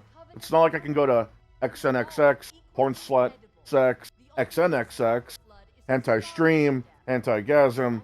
It's like, Ex-hamster. bro, it's like, bro, who are you protecting? Nobody. One of the pants. Yeah, know, exactly. People are gonna find a way. You know, people Right. found a way to escape my underworld, but you know, Herc Moving on. found a way to escape the underworld. I mean, Yeah, if Herc can find a way to He escape doesn't the want to underworld, pants. then people are gonna find porn, and you're not gonna stop people from finding porn. Yeah. It's a futile effort because anybody who wants to will figure out how Yeah, you to heard it here from the regardless. Lord of the Underworld himself. I mean, if they had to do a crackdown to literally keep people from doing amateur porn, so no more CP could go to Pornhub, which I never saw any hints People of that, trying to protect people that don't need protection. then we really don't need it being blocked for the safety of others. Oh, their Yeah, we really don't. Yeah, their Like, whole there was- idea is that they're trying. It was like, oh, we're trying to prevent minors from accessing this stuff. Minors will Buddy, access don't this stuff sugarcoat it. You're trying to control no us. matter what. They're Buddy, gonna don't have sugarcoat access it. either You're just way, trying to and you might. control us. It's called being a parent. If they have access to it, and Yeah. if they ask you about it or you catch them, you might as well give them a talk. Maybe not the talk yet, depending on how old they are, but you have to at least have a talk with them. You know, it's the parents' job to Yeah. look after them. Like they're acting like True the porn is that. just gonna. They're acting like porn is just immediately gonna get them through puberty in like 5 minutes, and then they're just gonna grow big dicks and like hairy it's all- mustaches. It's one of those things that it's associated with the with like the fucking no trans fap panic bullshit. shit. What? It's associated with the trans panic shit that's going on like why am I facing backwards? Like because they're saying, oh, this is like a gateway to grooming thing here. That's what they're saying. And well, if you're gonna do it to little kids, fap. that's one thing. That's not really a gateway to grooming. That's well, just yeah, unethical. here's the problem. And this is Slow not down, old just man. affecting. This is not just affecting the people it's supposed to affect. This is affecting a bunch of people, otherwise law-abiding citizens. And this is one of the tell things me that the about it. Republicans were always talking about how we're not going to restrict access to guns because of X, Y, and Z, because that'll disproportionately affect otherwise law-abiding citizens, which is a Yeah, I perfectly used to valid argument. look up to Republicans before they started banning porn. I never trusted politics anyway. Oh yeah, it's like you. Yeah, I mean, you can't just can't trust. Religion, all No. designed to keep you safe. But when rules start getting broken, you start Arg. questioning your faith. Have a voice that is my savior. Hates to love and loves to hate. Voice that gives the Hey, knowledge. Alex, buddy, why are you How singing the it's Randy in Orton fate. theme song? Because- that's different. Because Politicians all are liars. That's different. Well, the tranny panic and the fucking porno panic. That's different Yeah, though, I because can't with believe porn, I you're arguing. forgot that line, Alex. As a singer myself with amazing pipes. okay, Hello, everybody. Gaston here. This is my stream now. okay. Gizmo, what were you going to say? I was trying to say is that I've they're seen way past on too. Probably do those dude bro workout videos. What? And the type of videos Gaston would probably do. Oh yeah, that probably would. Come on, This game. shit is eating up a lot Sorry, of like, power in my can you- computer, so I'm gonna turn it off. Like Gizmo, say what he was saying. I was trying to say is that the tranny panic and the porno panic are two completely different things because Yeah, with porno that's panic, true. you're afraid. With porno panic, at least it's something to legitimately be worried about because you don't want if kids are going to look at porn early, then you have something to worry about The future, because you don't want them having sex early. That could mess with their minds, their ethics, Yeah, you their don't wanna morals. get- That's why we. Yeah, you don't want to get kids, involved with stuff like that because it can lead to child exploitation and things like that. Yeah, I and you're understand. God There's a damn. valid, there's a valid argument to be made for both of those topics. The problem is that like the trans panic thing is like there was a bunch of Such stuff where bullshit. there was a bunch of stuff where there were With the like trans panic, you're fighting that enemy. Yeah, and Yeah. I'm stuck. I literally Wow, can't you do got- anything. Oh, you got Guys, hit with there was- unlock. What's Alex saying? I need yeah to listen there to was this. there was this whole I fucking just covenant. well, just Kevin, you'll just die then. Yep, and I So, didn't yeah. save. Oh dear. Fighting the Great, covenant. so I gotta do all that again. AI. Aim sooner, dude. Guess I'll just die. Uh, the difference here Can is okay. Oh, my game just froze. How far? Quick question. How far was the last time you The saved? difference is that like we gotta with- go all. We gotta do all of that again. How? Please tell me. It's not what I think it is. We have to start all the way over again. Me too. Oh. Gonna damn it. start all Oh. over again. I wanna be a hero. Okay, moving on. No. Pokemon Advanced, I'm on Oh my way. god, you're that far away. I Yep. wanna be a Oh. hero. Give me just one chance. This is one of the things. I mean, autosave. You spoiled us too much. And the future will decide that there's a hero buried deep inside. I forget which region was that Pokemon I song. can't That believe was I still literally remember the first opening to the entire Advanced lyrics to Generation. that. That's Hoenn, right? Yep. Yeah. 9 out of 10, too much water. Yeah, Hoenn was not that bad. People are just and again, people always hate the new generation, and then they're like, "Oh, it wasn't that bad." And then- Okay, what I didn't like about the third generation of Pokemon was how much of a letdown it was compared to Generation 2. I thought Generation 3 was fine. Then again, I started with Fire Generation Red and Blue 2 Green. had 16 gyms. I wish I could fast. Okay, yeah. I wish I could And fast two forward all regions of to this, explore. but I can't. In Pokemon Ruby, Sapphire, and Emerald, and all the other games moving forward, if you don't count the remakes of the second-gen games, you only explore one region. That's it. Yeah, I mean, I can understand. I can understand what you're coming from. Like, Then I again, I'm talking felt about someone who so has let exposed down up to as a Generation kid 2. playing Pokemon Ruby. I was like, what the fuck? There's only one region to explore. Welcome to the Mehcast, where things go off rails, but also might as well jump off the rails. And again, Well, anyways. yeah. Then again, I mean, I don't the think we'll thing- ever get another Pokemon like Well, Generation I'm on 2. drugs, so... Yeah. Okay. I'm just So, Canadian, anyways, so I so- am already allergic. The thing that I was trying to say earlier was that much earlier was that these fuckers are. Anyways, so what I was trying to say earlier was that there's an argument to be made about how trying to all the shit about the trans kids and whatnot and pushing hormones on minors and things like that.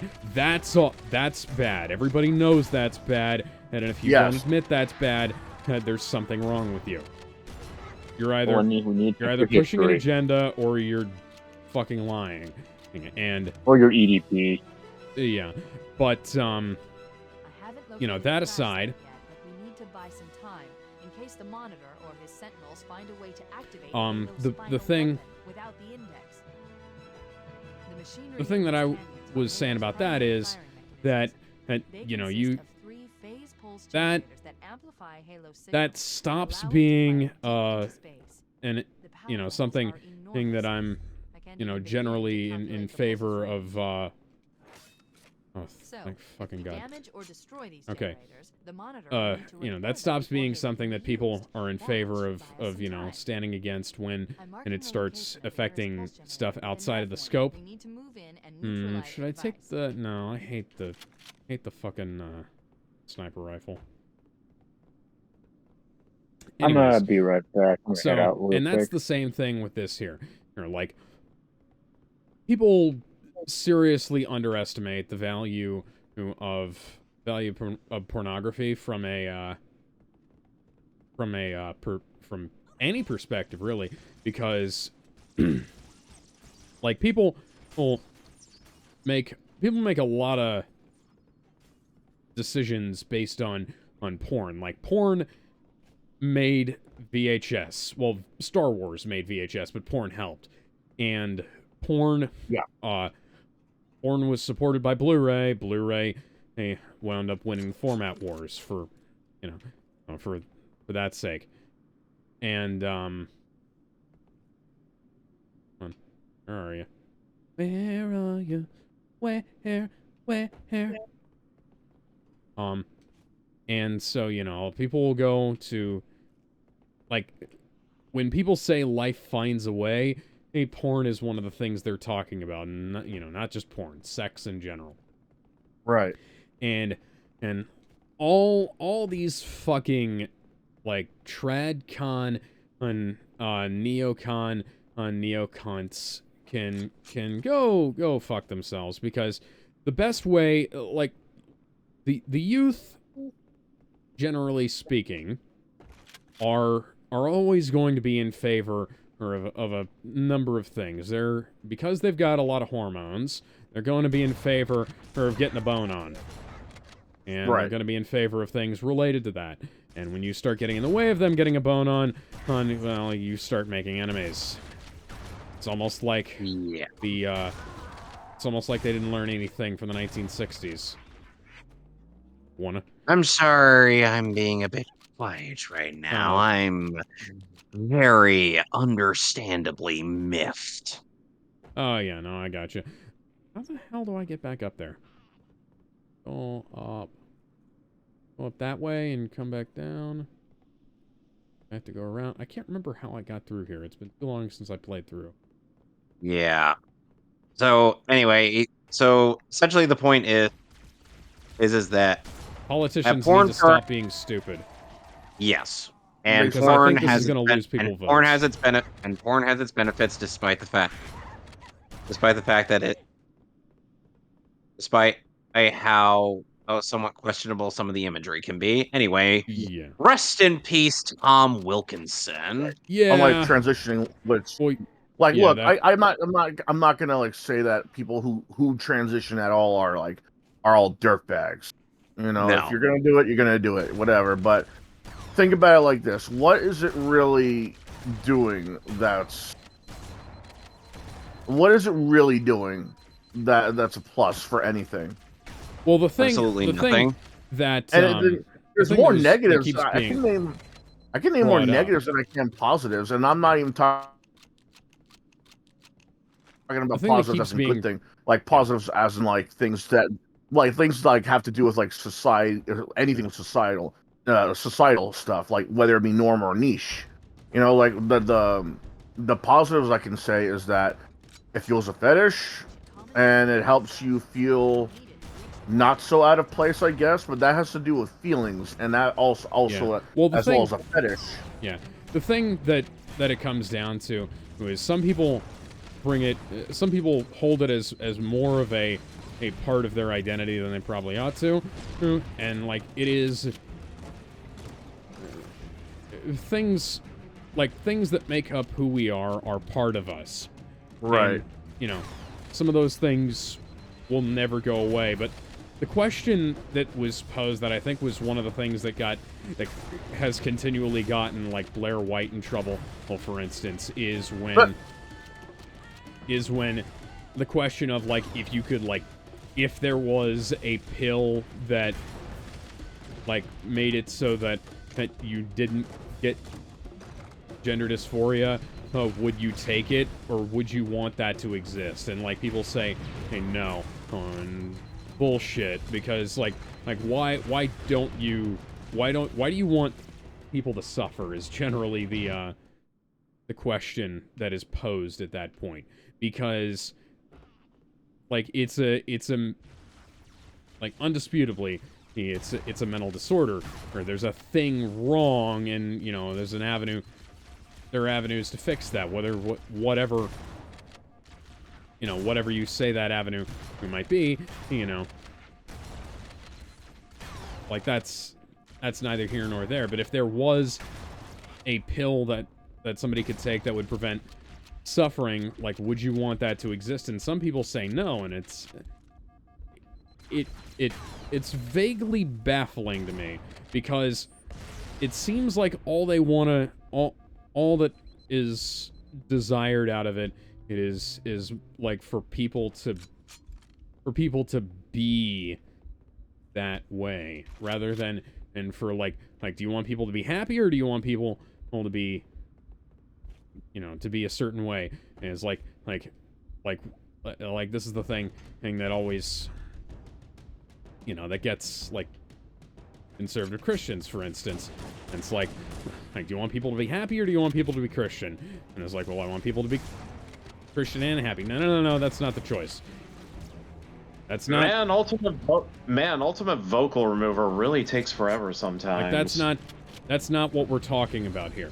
We're talking about, like, if you had a choice for like, everybody to be... Sorry, guys, I just got back. Everybody to be happy forever, or everybody... Or for their, you know, and cure all illnesses, is like, would we cure them all? It's just it just shows agendas at work, because people, people are more concerned with getting points for whatever their side is than they are concerned about actually making a positive change in the world, which is shitty, and you should feel shitty if you're doing that. Oh, that was like perfect. So, a poster is released for a movie called Mickey's Mousetrap. What? Apparently, this movie has been in development, and they've timed it out so that they can capitalize on it. It basically has nothing to do with Mickey Mouse. It's like an amusement park slasher movie with Mickey Mouse as the killer, or a guy in a Mickey mask, I think. It's Blood and Honey. Yeah, it's basically Blood and Honey. Except Blood and Honey, it was, like, slightly different, because they had that whole thing about, like, Christopher Robin and whatnot, so there was a tangential connection. Played more serious, too. Yeah, this Blood and Honey based on a College Humor sketch? It's not based on, it's stolen from. Oh, what, right. Really? Yeah, that was not, like, the College Humor sketch was not cited source material, if I'm not mistaken. And hang on. I'm sorry, Dropout sketch. Ugh.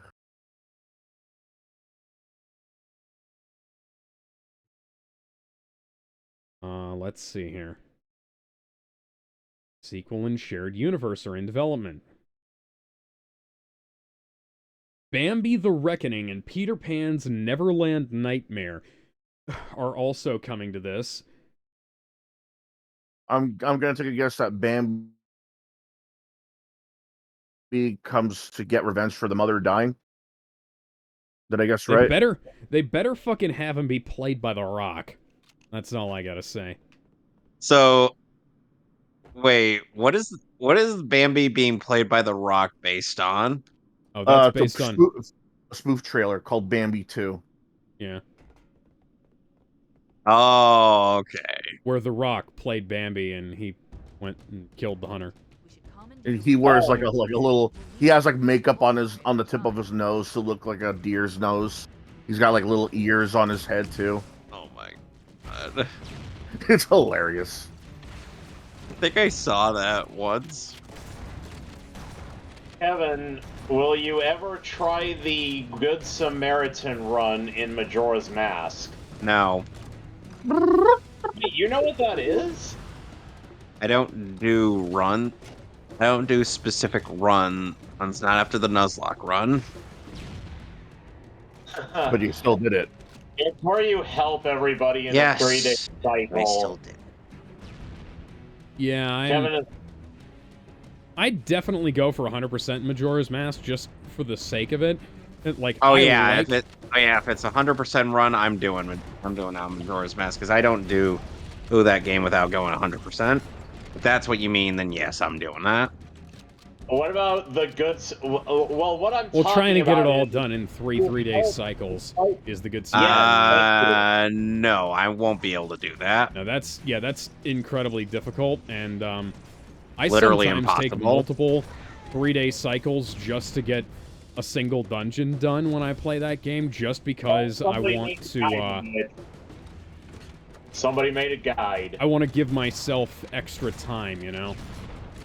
Well, here's the thing for Snowhead Temple, you want to get that done day 1. It's possible. So that way you can get the Gilded Sword. Yes. Or hell. Well, I if you're not reset. aiming. What I do is I reset and I rebeat the boss, and then on the first day, and then I go, get it.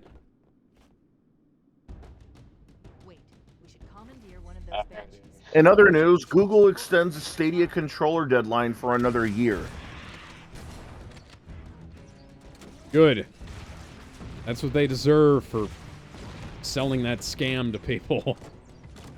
You get what you fucking deserve. Basically, they're with AI increasing the deadline when you can keep buying the controller.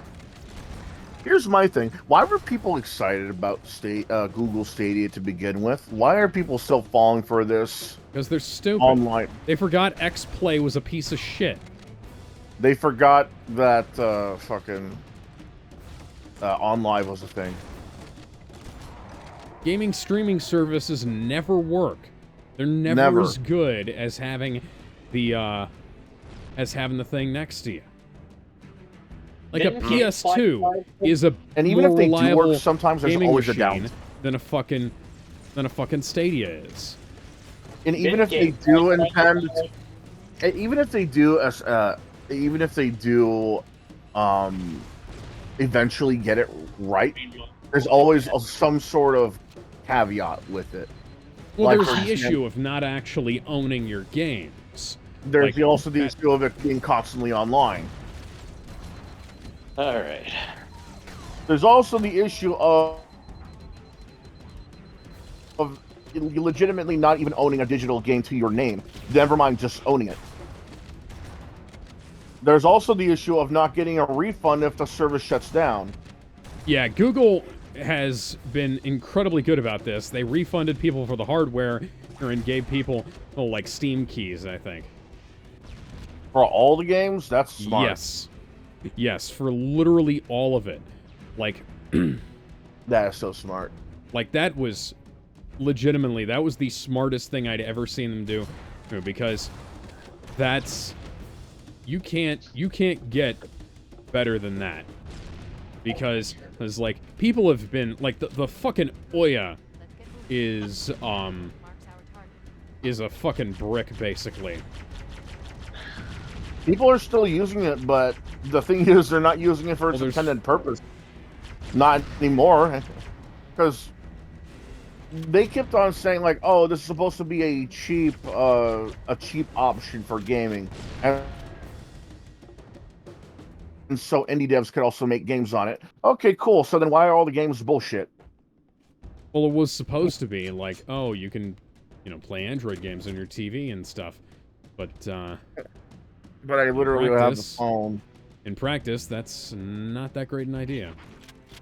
They were already doing that to begin with on Steam and GOG and like Epic Game Store to begin with. People already been doing that. Well, no, that was like the fucking Oya thing. No, but even then, that was something that people have been already doing before. The Wii U, the DS, the Well, that Wii. was stuff that they'd ported. That wasn't like having an Android box hooked up to your TV. You know? Right, but that's still the equivalent of playing phone games on your TV. Having console ports is literally just the same thing. It's just that one is digital and one is physical. There's already look up how many times they've ported Angry Birds to physical media. There's a lot. DS. All right. 3DS. Fucking Wii U. No. John. There we go. Meow meow ho. Meow meow ho. At least Not to mention my Space Invaders back. At least they're giving away a good controller because that was the biggest thing. That was the greatest thing they could ever talk about when it came to the Stadia. She takes over my bed. That's what she will do. She will take over the mattress. Oh my god! Oh man, I love this. Evo social media joke hilariously backfires. So for those who don't know, Evo is an annual tournament where the tournaments consist of fighting games and fighting games only, from the oldest to the newest, from the niche to the well-known. Street Fighter, Tekken, Guilty Gear, Dragon Ball Fighters, Smash Brothers, and so on and so forth. They put up a tweet where we're fighting game players. Of course we blank. And I'm just going to read off what the news article has found in terms of answers. Again, we're fighting game players. Of course we molest kids. What the? Okay, that was a little out of left field. Love to molest kids as much as we whine about fan service in games. What the fuck? Enjoy spending time with our underage fans. Ah, crap, man. I kind of wish I wasn't tripping right now because I'm having trouble following the subject. Hate the game we love playing. Overlook disgusting behavior as long as you politically agree with us. Again, the caption is, we're fighting game players. Of course we. And here's the second. Here's the second row of answers. Groom. We're fighting game God damn it, players. Gizmo. Of course we groom minors and hire prostitutes to walk through the floor. Ruin fighting games. Love to whine about fan service in games. Cancel you for having an opinion I don't like. Uwu face. Spend thousands of dollars to travel to Japan just to sit in an arcade for hours on hours. Okay. Here's the third row. We're fighting game players. Of course we complain about matchups we don't want to learn. Don't shower before we're on stage. Don't lab our options. Have to zero our hard drives before the FBI gets here. Molest children, but think lolly is too far. The FG. There's even one person who didn't even put an answer. They just put a picture of Rio from City Hunter pointing his pistol at the screen, with the caption saying, "The FGC don't like fan service in fighting games because the women tend to be over the age of 18."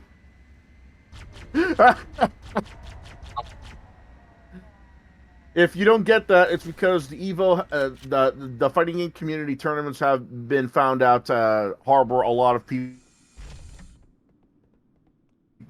covering up or committing pedophilic acts, and those are the guys setting up the tournaments. And the Smash Bros. Community was pretty especially much the Smash ground Bros. zero Community. for that, yeah. Oh. We're fighting game players. Of course we complain when the game is fun and has fan service like they have for 20 years. Bathe. Send Dead or private alive. Discord messages. They fucked up Send Dead or private Alive. I'll Discord. never forgive the FGC for that. Send private Discord messages to our underage quote fans unquote. Hate the core aspects and identities of the games we play. Our predators. think we understand game balance more than the experienced game developers. Wow. We're the fighting FGC game includes players. Darkside Phil, fun fact. Why is he even still in the... Okay. We're fighting game Remember players. that Of video course someone we... Rob did about Darkside Phil? Yeah, he released like an epic rant about him. No, Well, not I. he also said the Dark Side Phil hate was starting to get pathetic. I mean, you I could get make what he's that saying, but argument, that didn't age well as well as people think it did, though. We're fighting game players. Of course, we don't shower, complain about nerfs to our character, play fighting games. I'd say touch kids, but the joke is so old they're probably not interested in it anymore. Why? I was gonna say, Excuse me, I I'll was be like, right yeah, I back. think we could Use probably, deodorant. I think we could Smell. probably end this Stink. now. Oh, but then that one and that one's fucking great. But yeah, like We're fighting game players. Of course, we smell, stink, hate the don't- game we play. Don't bathe. Yeah, Censor you- stuff. Okay, so the internet needs to learn.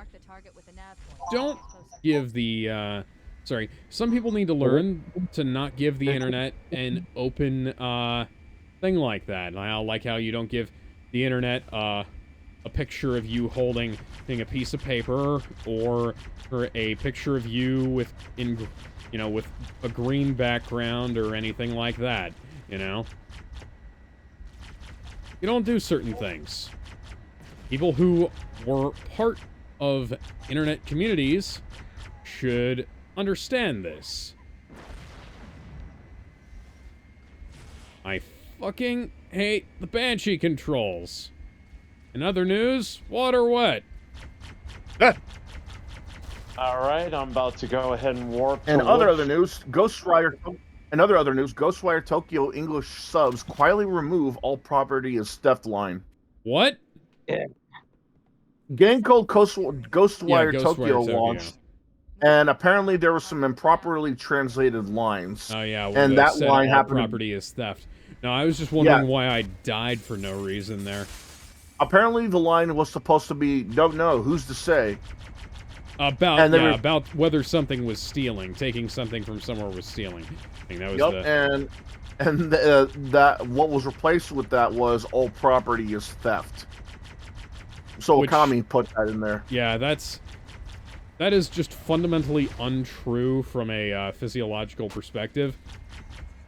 I wonder if I'll have time to rescue all the stray fairies within a 3 cycle. Oh wow, you suck, dude. I just saw two enemies jump off a cliff to try and get away from me. Oh, you mean the game. What are you do? What is it doing to you, game? What is it doing to you? Oh no, it's not what it's doing to me, it's what it's doing to them. What it's doing The to game, itself. the game on my end ended up deciding it wanted to fuck with me. Kevin, I am doing the Good Samaritan run of Majora's Mask right now. Have fun. Now let's see, where is that hook shot? There it is. Can I actually rescue all the stray fairies? I don't know if I can do that and help everyone in a 3-day cycle. I sometimes just go for a single stray fairy run on a dungeon where I was like, okay, here's me like clearing out the dungeon. Here's me going for a Here's me about to hookshot this torch. I hookshotted the torch. I run away from the spider. I sit on the toilet. Speaking of shitter, Starfield player base plummets about 90% in roughly 4 months. Now, I would say it's a single-player game. It's, it's gonna do stuff like that, but this is a wide-branching Bethesda RPG that people tend to keep playing and keep modding and things like that. Starfield ain't that great. It's to the point where even the modders said, fuck this is too boring, and left.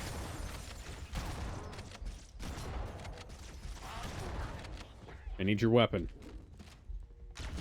Give me your guns, your clothes, and your motorcycle. Your clothes, your boots, and your motorcycle. Guns, bring your knives, bring your village and your wives.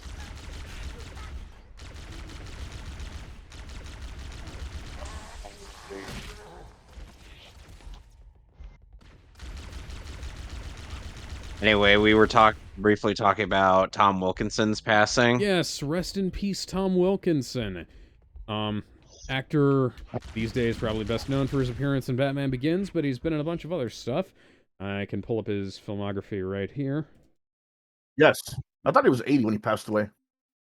You thought he was old? He was 75. Wow, 75. Yes, he was not only in Batman Begins, he was also in The Patriot with Mel Gibson and future Batman and Joker. And Affleck. future Batman Joker Heath Ledger. Yeah.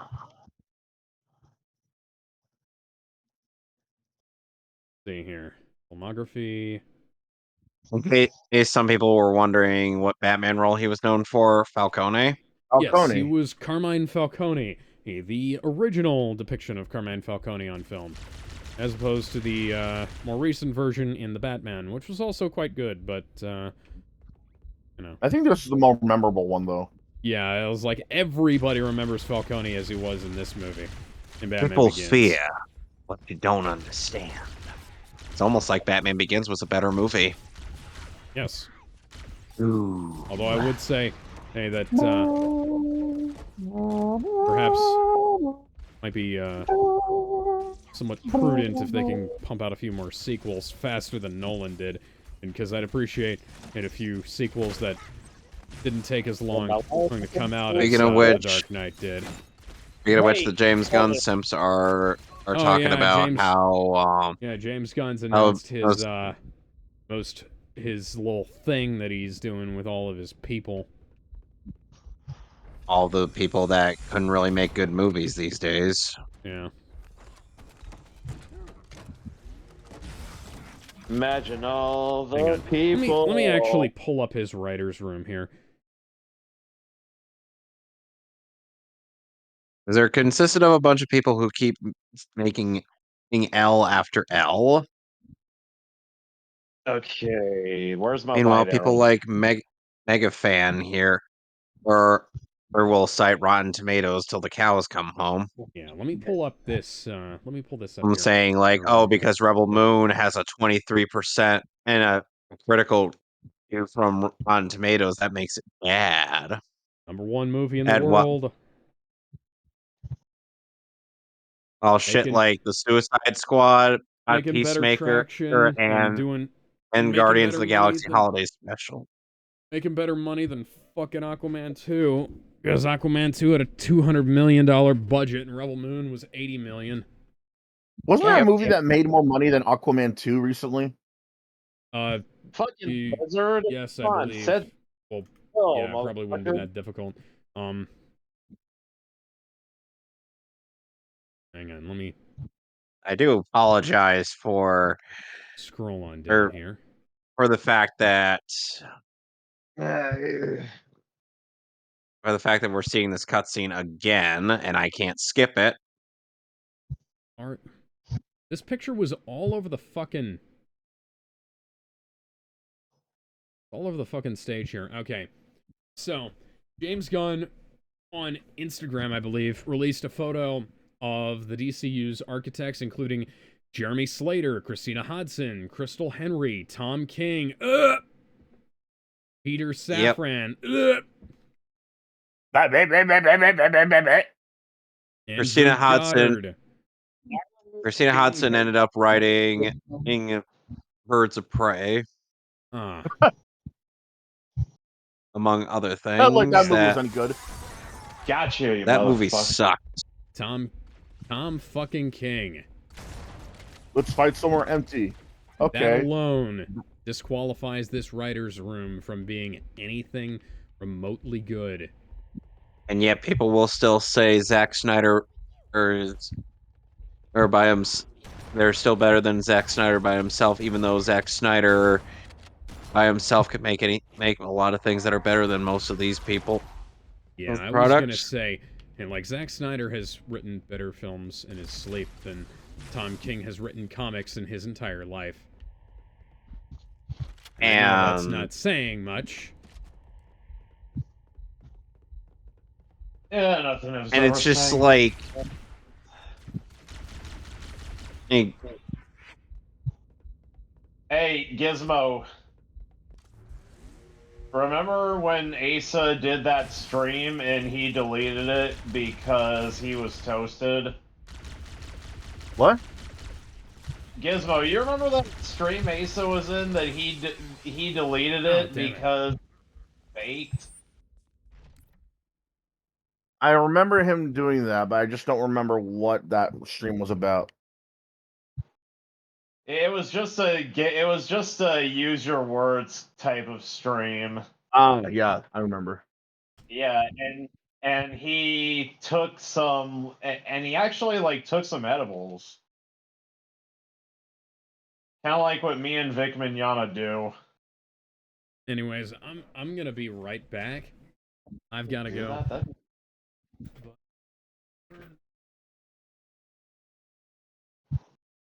I'm gonna go get a snack while I'm at it too. So I'll see you much later. all right.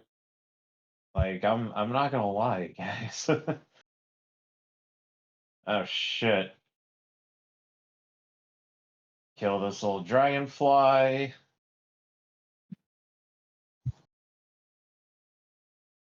Out of magic meters, I need magic meters. Fuck. Alright. I gotta fight the first boss, but I can't because I'm out of magic meters. And I wanted to. Well, I guess I can use the Great Fairy Sword. I wonder if I can use my hook shot.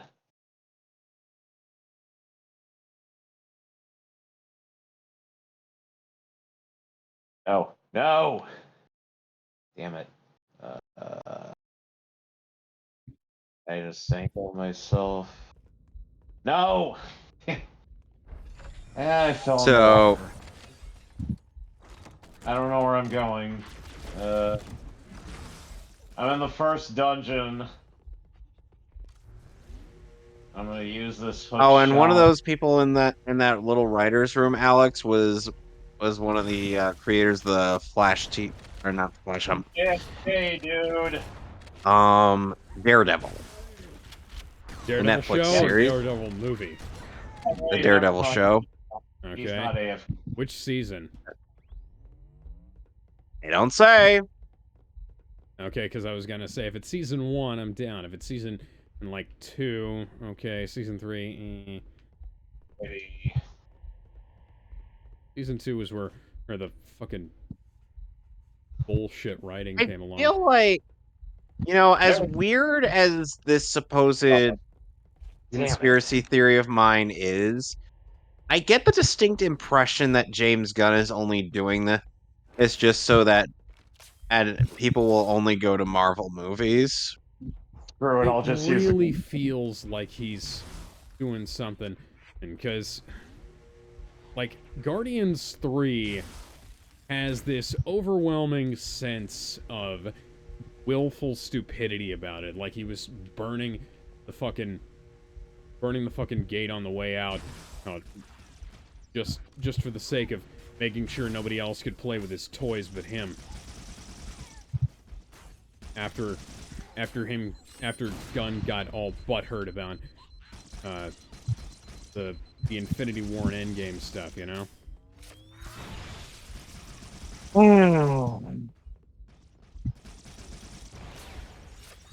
Warner Brothers really wanted to pin all of their stupidity on Zack Snyder.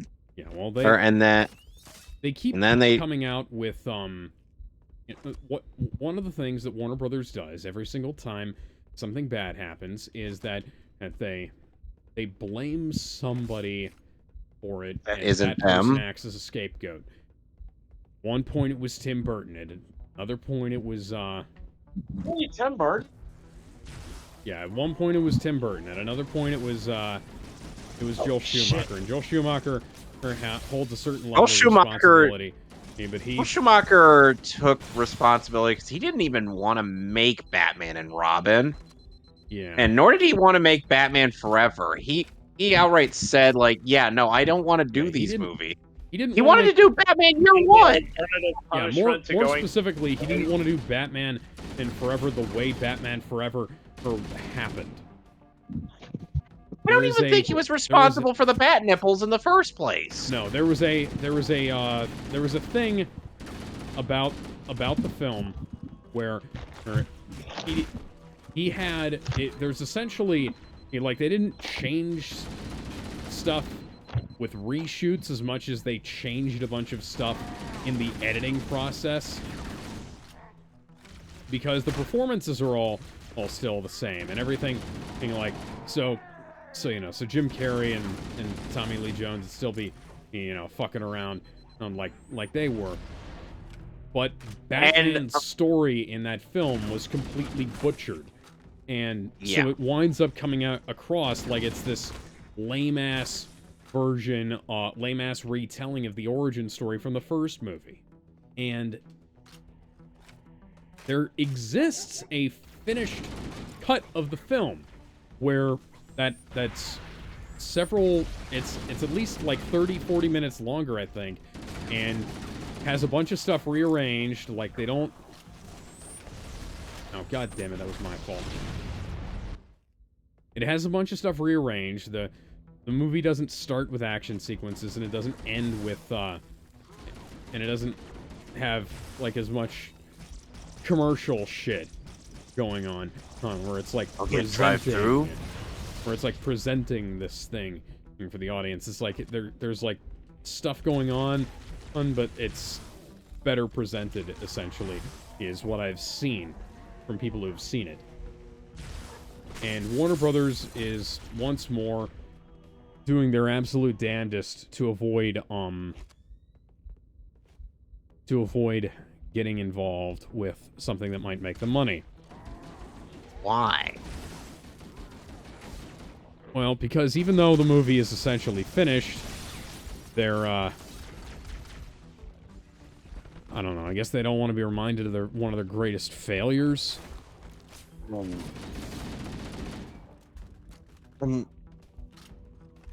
But Joel Schumacher was their original scapegoat back in the day. The person who did Green Lantern was one of their scapegoats at one point.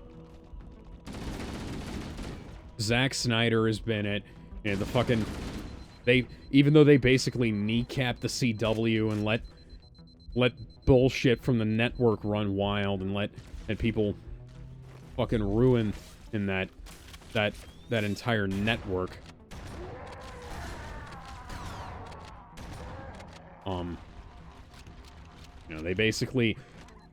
They took the Arrowverse and turned it into something embarrassing.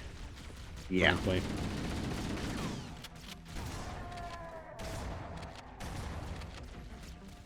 There's all kinds of things wrong. There's all kinds of things that could have been fixed. All kinds of things could have been done better. And unfortunately, Warner Brothers... I have a feeling James Gunn is going to wind up on the chopping block at some point. And I think that's going to be entirely... He's going to pretend to bitch and moan, but I think that's going to be entirely of his own design. And because I think he's going to do what he did with DC and Marvel previously and just go straight back to whoever's paying for his meal ticket, you know? Right. People haven't realized yet that James Gunn is a terrible fucking writer, and most of his movies either coast off of the back of actors or another director, or in some cases is like somebody else is like a co-writer or the characters or something like that. And like Guardians of the Galaxy is a fine movie, but it's like it's one of those films that's largely carried by the performances, I'd say. More so than it's carried by the strength of the writing. Like some of the best moments in the film were improvised. And Gunn basically at that point becomes a vehicle for somebody else's creativity in that regard, you know? Yep.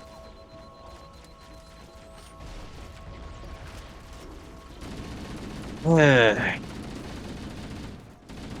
And people then you will give not them more realize creative that. control on the other films, and stuff starts getting worse. You get... No, that was my fault. I wasn't paying attention.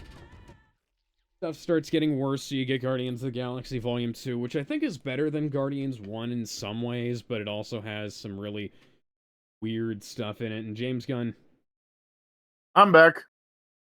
Yeah, by the end of Guardians 3, clearly demonstrates that he doesn't actually know the characters as well, unless he says, even though he's allegedly created some of them. Because let's be frank here, those are not... A lot of those characters are nowhere near their comic book counterparts, so they are essentially all original characters. Like, Star-Lord in the movies and Star-Lord in the comics have two completely different backstories. He's like, their dads are completely different characters.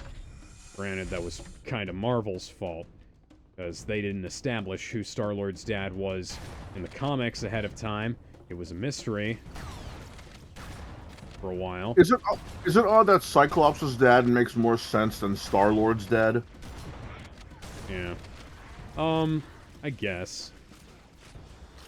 I mean, it can make sense. And it's like... I don't know. Well, like, the idea of, like, Scott's dad going off to become a space pirate, it is cool, you know? Oh, I like that idea.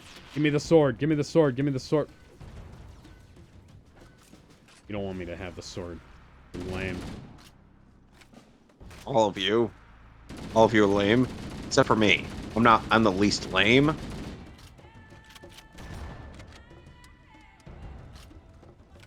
Okay, Miz.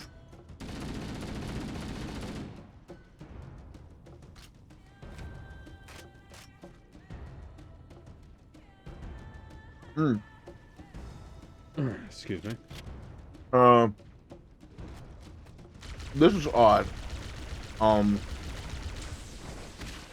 Kotaku made a Twitter post, and while it got community noted, it got quickly removed. Really? Yeah, okay, so for context, the Twitter post said, 6 years ago, the most stylish RPG ever revived a dying genre. That was up to December 24th of last year. And the community note said, JRPGs have never been a dying genre. In fact, Pokemon is considered a JRPG and is still a success in matter of sales. From the critical point of view, Nier Automata and Dragon Quest 11 also were released that year. And then, for some reason, it got removed. No reason has been provided yet.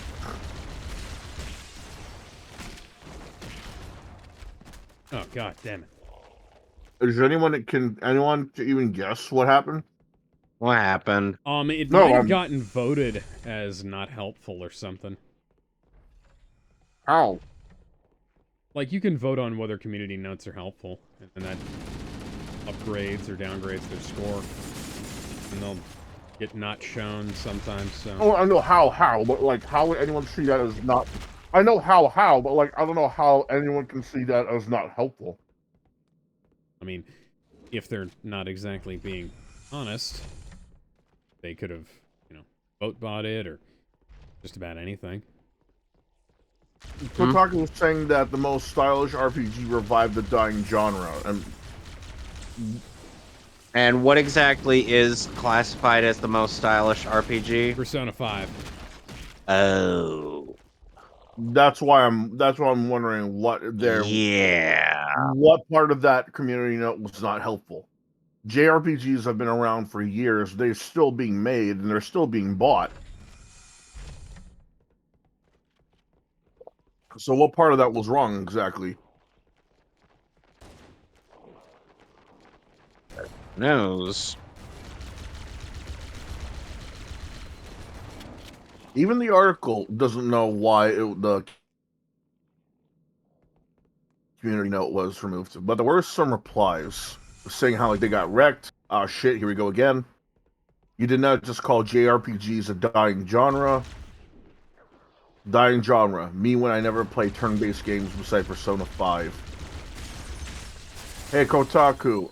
Hey, Kotaku's wrong again about JRPGs and acting like Persona 5 was like when Jesus came down and saved them. Side note, I love P5R. It's one of my favorite of the genre and one of my favorite games outright. I'm just done with non-JRPG fans gassing it up so much. And then there's like a picture of a character at the bottom of that saying, just kill me and be done with it. Meanwhile, this one released at the same year, sold higher, and have been carrying the genre in Japan for decades. It shows a screenshot of Dragon Quest IX. Dying genre, quote unquote, and it shows Stanley from The Office rolling his eyes. You could see why this is confusing, because Kotaku, being Kotaku, played the RE target card. Because they still are. They got community noted, and then for some reason that community note is gone. Was anything in that community note even wrong, though? No. So so then why was it removed? You know, I'm still confused. No, there's not. I already said why it was removed. Somebody, they voted. I get that. They voted about it. No, but I get that part. I get that. No, everyone knows that that's a thing that can happen. But what part of that would be seen as unhelpful? What part of that seems? Well, it's an automated system, inaccurate. So, it's not exactly difficult to abuse it. Yeah. But who's gonna be on Kotaku's side here? Dude, you fucking kidding me? There was this whole. Well, do you remember Gamergate? I know Gamergate, but what I'm saying is that this is outright too stupid to say for even the most hardcore of Kotaku shills to even be on their side for. This is the equivalent of saying the sun is not hot, and then the community says, "Oh no, but actually it is hot because of these scientific reasons," and then it gets removed. Who the hell's going to be on their side at that point? But nothing. I know there's going to be stupid asses that are going to be on their side. This is a hypothetical question of why would anyone with reasonable anything be on that person's side and say that community note is inaccurate or unhelpful for any reason. Who knows, honestly? Yeah, let's just go ahead and move on, because they're... it's... Okay. That's porn. It's pretty much a dead topic. Yep. Here's something more recent. Japan has suffered an earthquake again. Yep. Apparently it was a 7.2. 7.2. Ooh. I saw some footage of it. It looked like the ground was breathing. Yeah. Oh, God. Shrines were like shaking and shit too.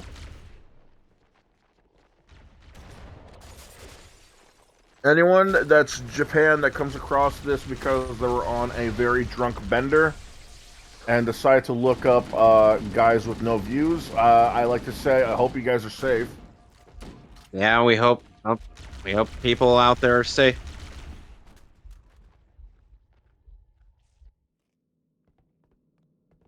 Viral social media post lambasted for hating fan service in anime.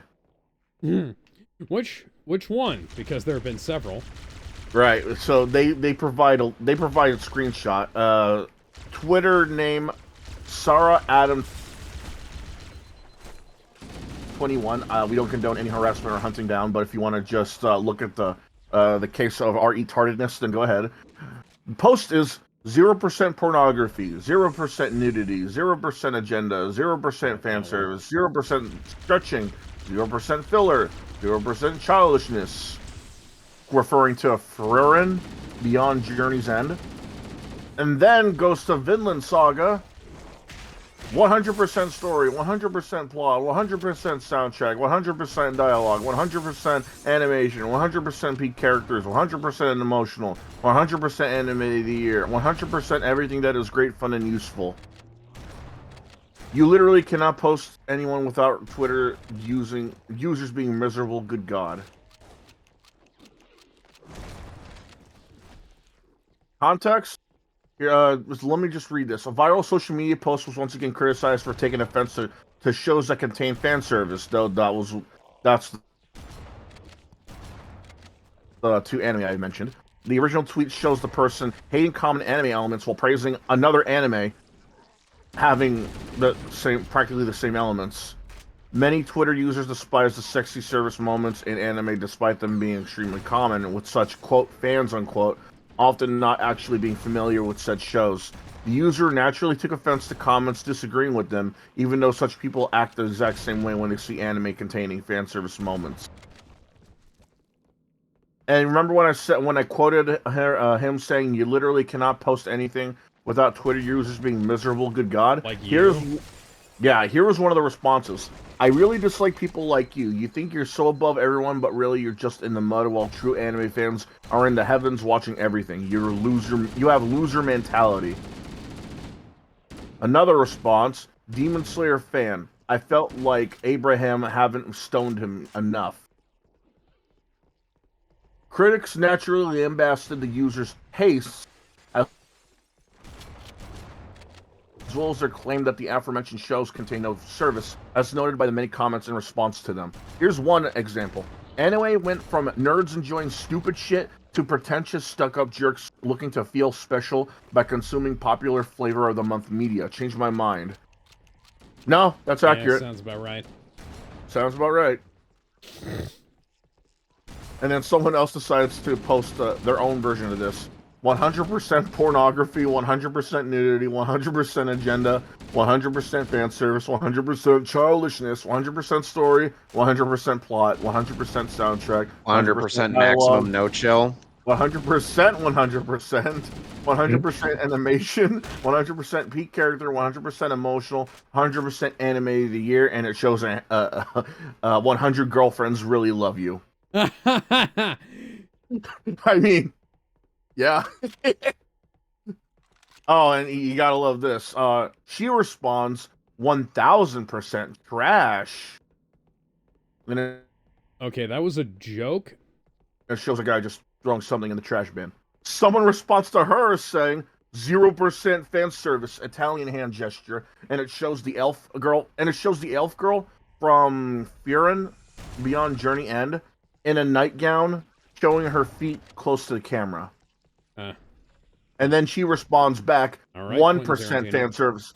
And then she responds, 1% fan service then. And then she gets called out again. People who hate fun shouldn't be allowed to watch serious shows either. Vinland had some nudity. 0 pornography. Are we going to ignore the beauty of Frieren? So nudity is bad now. I guess you don't watch much anime.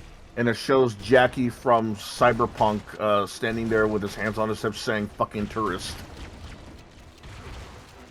0% fan service. You clearly didn't watch this scene. Oops. That would have been awesome if I hadn't fucked it up. So this goes on and on and on. Basically, she's responding more while people are basically ratioing her over and over and over again.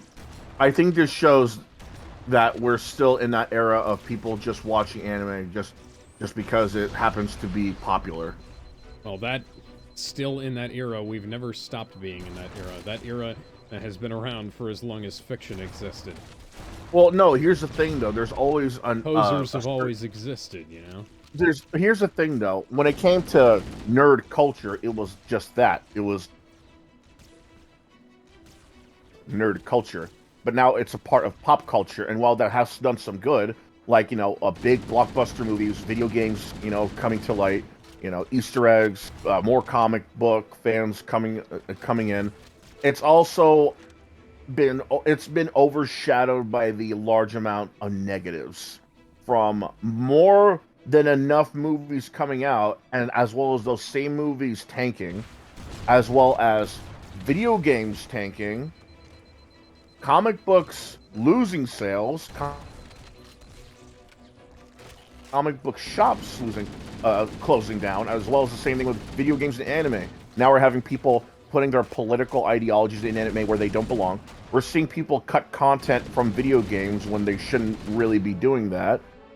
We're still in that era where, because it happens to be popular to some extent, that means I can have it, and that means I can say that you should do this with your media, even though it's not your place. It's that Dungeons and Dragons shit. Oh, but why can't we have people in wheelchairs in Dungeons and Dragons? Because there's a healing spell. Yeah, there's a healing spell. Why the fuck would they be there? Oh, but why are the orcs like black people? You're saying that orcs are like black people? Because they're being ostracized, and you're saying that black people are animals. Orcs are animals, black people are not. There's a difference. You see where I'm getting at? It's like, people... I would rather have my nerdy niche than have it be this popular and have it be run to the ground, because people don't like the fact that a sexy buff girl that's gothic and has a boyfriend and a... Yeah, we're talking about the Parasite Eve protagonist. Yeah, the Parasite Eve. Yeah, remember that Parasite Eve shit? They calling her a lesbian. It was like, hey, you're saying that she's not a lesbian? Yeah, because she's not. Blue jeans, you play the black games? leather jacket in the 90s. It's the same fucking shit. It is a girl wearing blue jeans and a black leather jacket in the 90s. That was as common as that was just as common as a guy wearing a ponytail. Well, this is the same argument they had about. I was like, oh, Superboy is like femme coded or some shit because he like wore a leather jacket, had a weird fucking haircut, and listened to grunge music. He was like, okay, so welcome to the world as it was back in the day. You know, if it wasn't for the fact that your birth certificate says you're a certain age, I wouldn't believe you actually lived through this era. You know?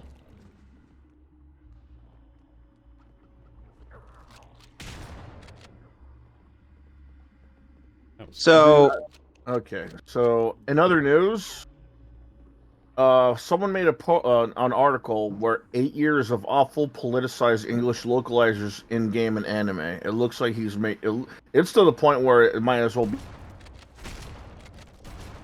be a documentary. This guy pointed out the moments in anime, the very infamous moments in anime. You know, are you one of those Gamergate creep shows? The political norms, that kind of shit. That fucking line. The fact that line was allowed to make it to air. Jesus Christ. Most people probably didn't even know what that was when they saw that. No, I guess because he was in an arcade, they had to mention it. Meanwhile, Tyson Reinhardt felt so proud of that line. Mm-hmm. Oh, here's something. A guy called Ben Bateman says came across super blatant racism / sexism in lock work is interesting because it's half oh my god and half oh thank god I can fix this.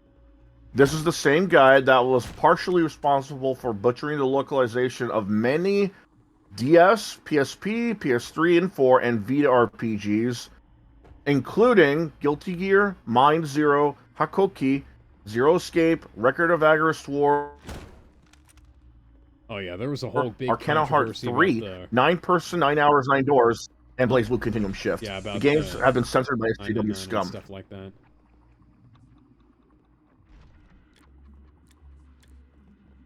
Here's another one. Translating the Japanese usage of the word lolicon into English is normally relatively straightforward. In the context of most Japanese fiction, lolicon means someone that like cute young girls. In Japanese fiction, lolicon usually does not have strong negative connotations. While the term originates from Nabokov's Lolita, i.e. Lolita complex, the gravity of the concept substantially weakened in the context of Japanese fiction and the fandom that revolves around it. Even today, usage of the word lolicon does invoke strong universal revulsion in Japan. Pedophile and lolicon are not words that are mutually interchangeable. If the original text used the word lolicon without strong negative connotations, excuse me, then the translation should strive to maintain the same nuance. Disagreeing on the subject matter is fine. Disguising it is not. The Japanese language has words that invoke strong negative connotations that could be used to denote the criminal/exploitative dimension of a minor/adult relations, pedophilia, or pedo, is used in Japan. So is shonisai and jidosei. I was born and raised in Japan, and I've been translating manga and anime into English for 30 years. You may not agree with me, but that's fine. But please do not note that I'm not alone in pointing this out. Even looking up the word in Wikipedia points out how translating lolicon into pedophilia is extremely misguided and dangerous. Quote, cultural critics responding to lolicon generally emphasize it is as distinct from attraction to real young girls. Feminist Chizuko Ueno argued that lolicon as an orientation towards fictional shoujo is, quote, completely direct from pedophilia, unquote, and characterized it as a desire to, quote, be part of the cute word of shoujo for male fans of shoujo manga who find it too much to be a man, unquote. Yeah.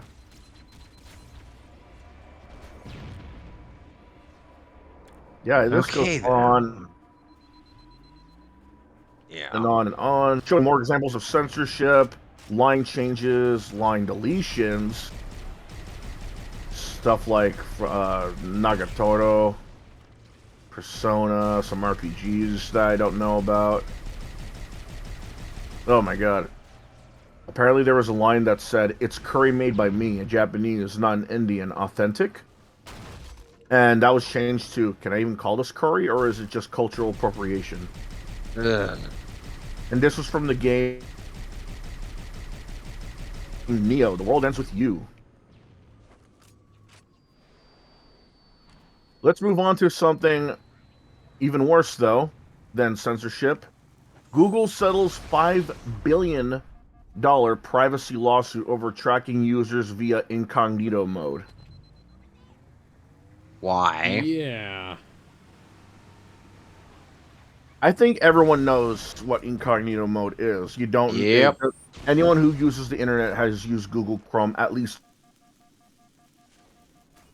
once out of curiosity. There's a mode called incognito mode where basically the computer does not log in the information of like where you've gone, what you looked at, what you typed in, that kind of thing.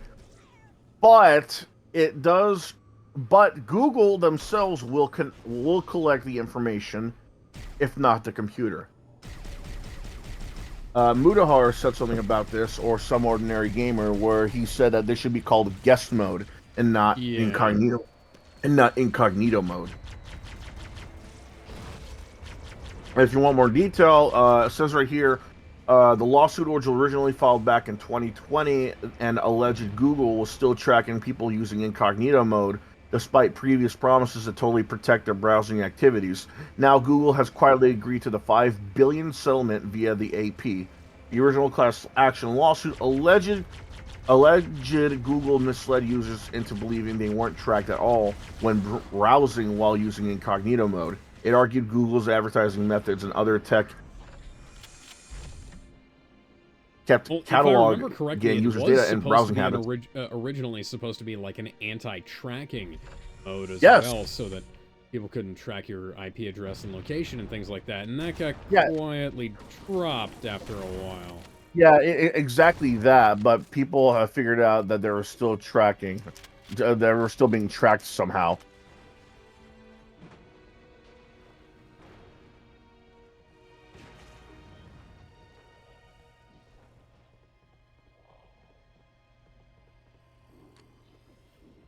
Here's the thing, though. It's not just Google Chrome that's doing that. Apparently, from what I heard, Microsoft Edge, Mozilla Fox, and as recently as Opera GX has been guilty of doing the same shit, but even more. Yeah, Opera GX is a fucking nightmare software. I know. Edge is Chrome, but with Microsoft branding. Yep. Remember when it was called Internet Explorer? I think that made more sense than at Microsoft Edge. Oh, I remember when it was supposed to be called Spartan, and that was a cooler name. But cooler name, but it made less sense. Well, people complained about the Halo branding infecting the operating system with Windows 10 because they had Cortana as the digital assistant. I still don't get why they even named it after Cortana to begin with.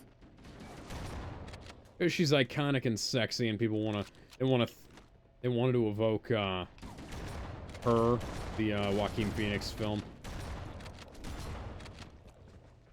something like that. I don't know.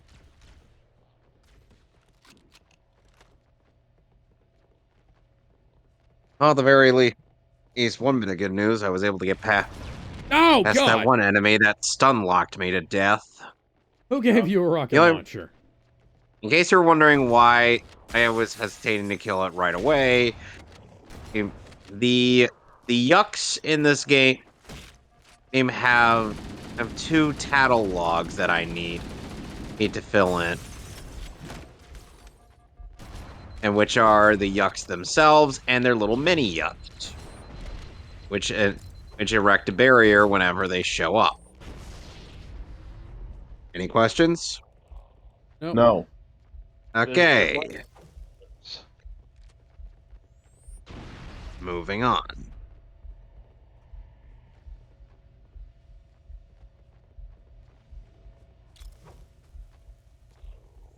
You know, based on the music in this fortress, I wonder if the X-Nauts frequently have dance parties behind I thought I Grotus's killed back. you already.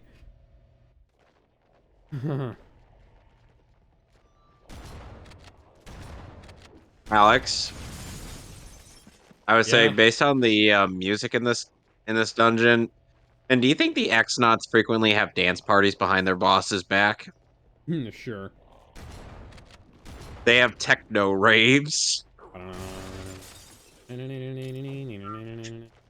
I think now is a good time to look over the magnetic ferret database. This will be the time.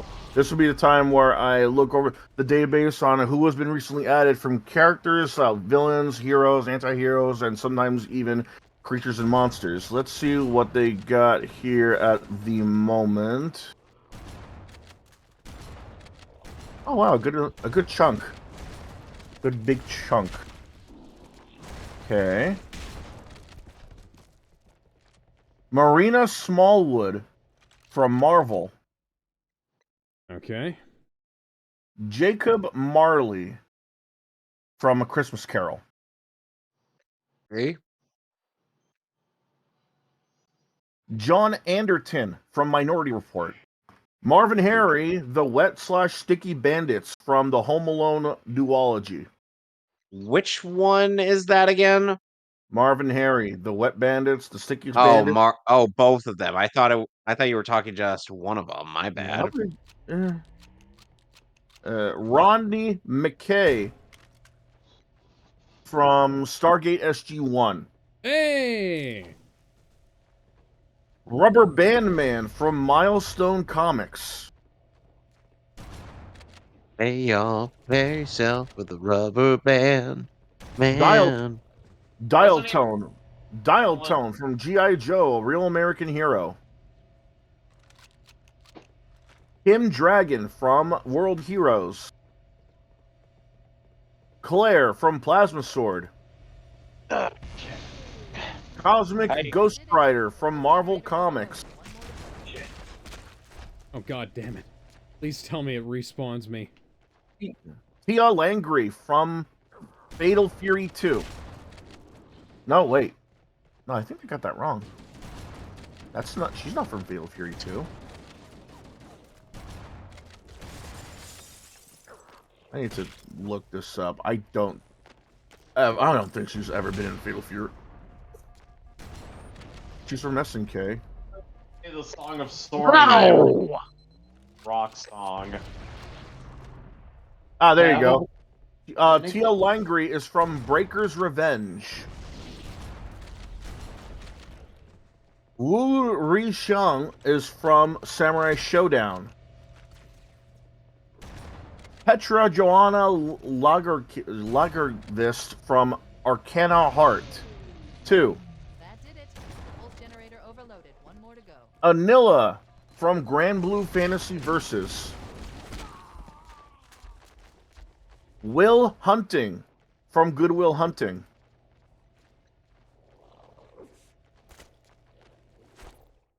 Kahori from Marvel. Sun Wukong from American Born Chinese. Chinese! Nicole Watterson from The Amazing World of Gumball. That character that everybody's fetishizing for some reason. I'd rather be her than the sun. Escapade from Marvel.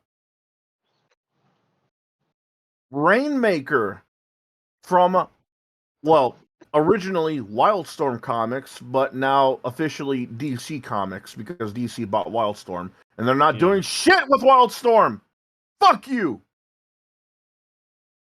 DC doesn't do shit with anybody anymore. Shredder Elite Clones from Teenage Mutant Ninja Turtles. Shredder Elite clones? Yep. Low Light from G.I. Joe, the Real American Hero. Timo from DC Comics. And lastly, Atlas Destroyer from Pacific Rim, the Black. Black!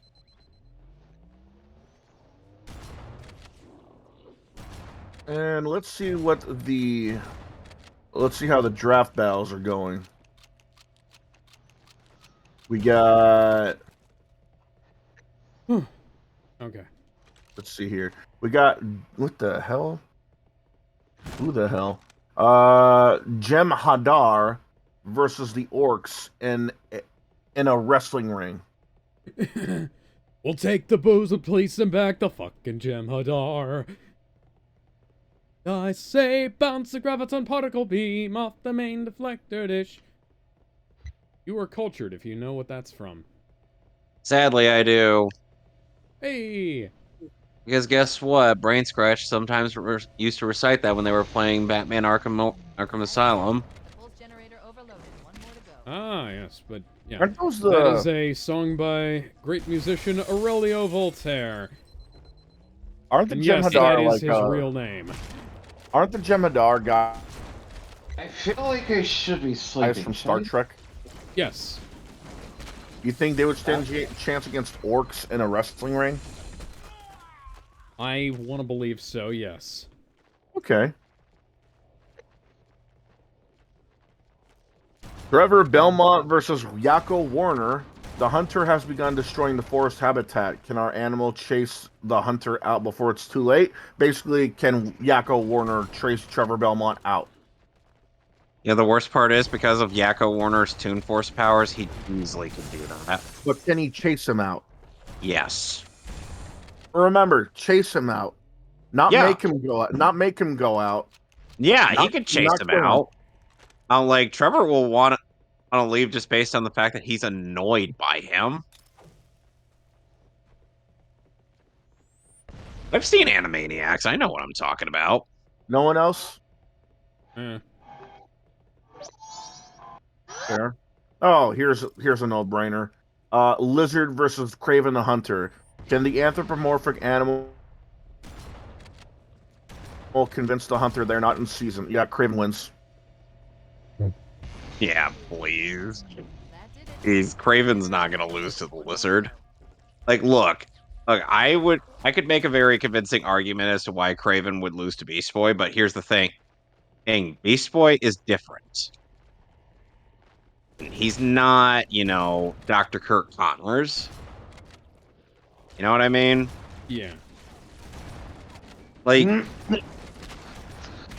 sure, Craven has fought against all manners of animals, but Beast Boy has been animals that Craven has never gone up against before. And his own human ingenuity can also compensate as well, since he doesn't have that whole Dr. Jekyll, Mr. Hyde thing that the lizard goes through every so often. Yeah. So, Oh, aside from maybe that werebeast form, which that might be a bit of a stretch, Edgar would definitely take down Craven the Hunter.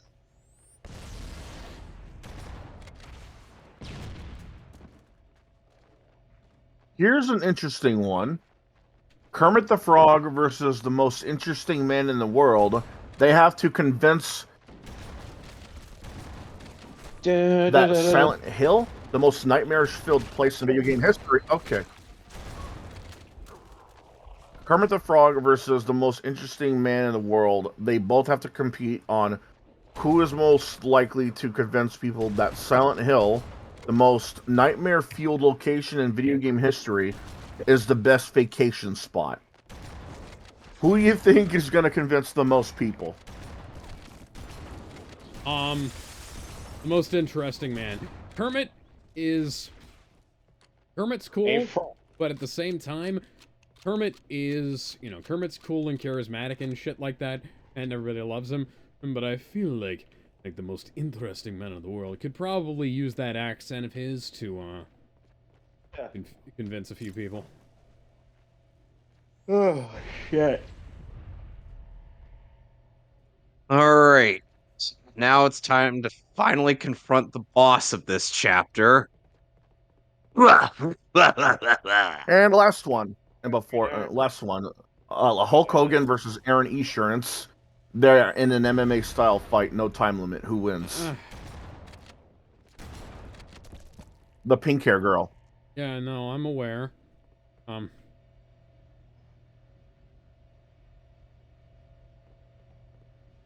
I love the fact you're actually thinking about this. What? She's got some tune for shit, doesn't she? No, she's a spy.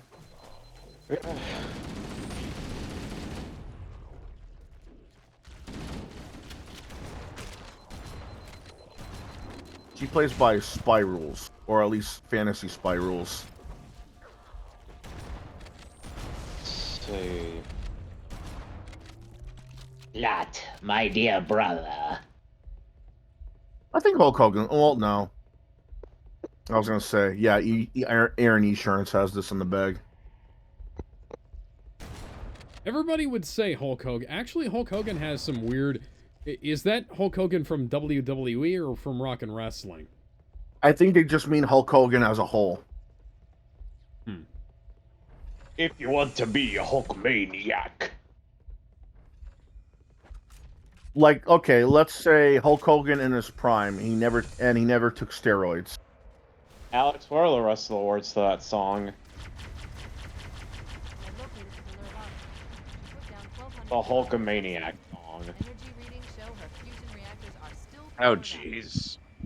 The systems on the Pillar of Autumn have fail-safes even I can't override without authorization from the captain. We'll need to find him, or his neural implants, to start the fusion core detonation. That tunnel leads to the next section of canyon. The final test generator we need to destroy is through there. I'm a bunny hood.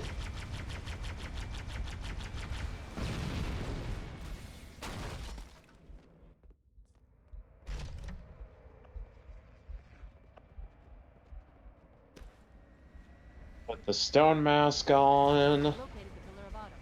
She put down 1,200 kilometers upspin. Energy readings show her fusion reactors are still powered up. That tunnel leads to the next section of canyon.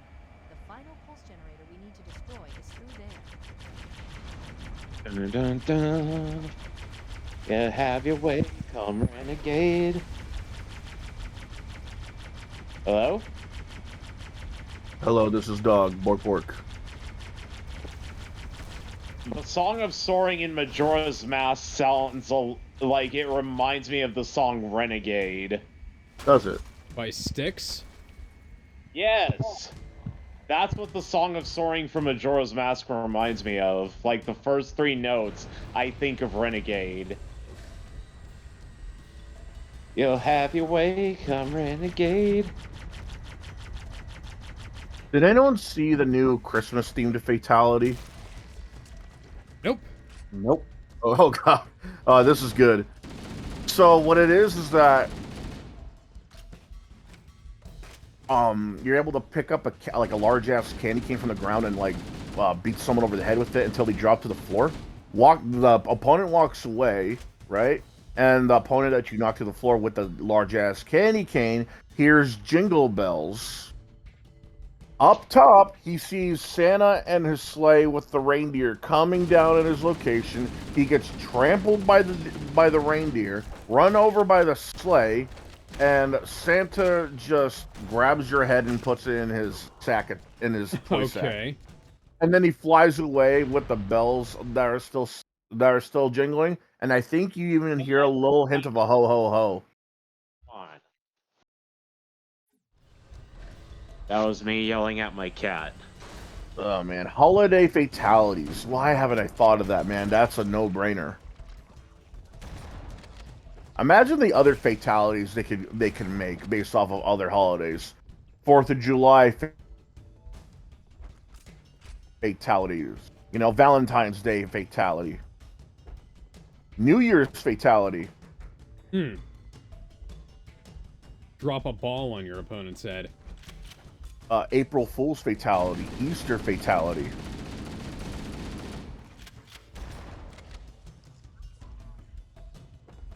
Got the stone mask. Hanukkah fatality. And there goes Magnus von Grapple 2.0. Bye, Crump. I was going to say Hanukkah fatality, but we already had those.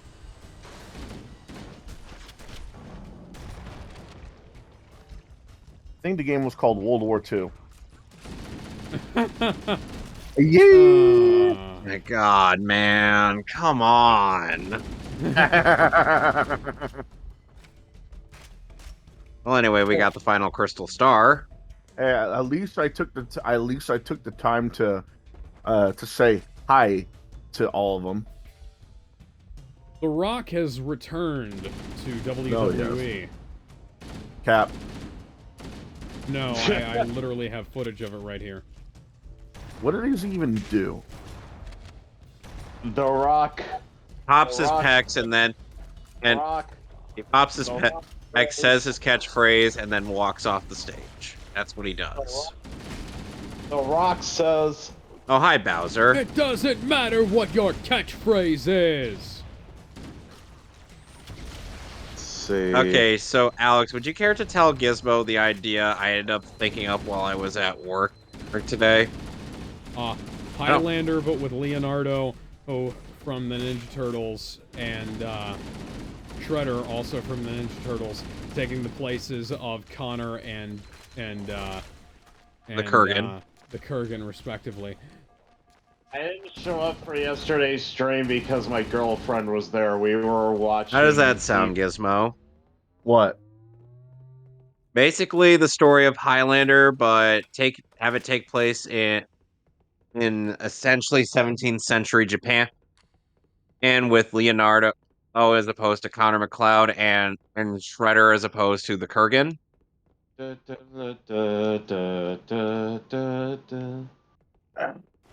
Okay.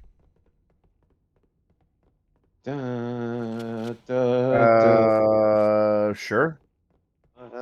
I think that could work. Ow.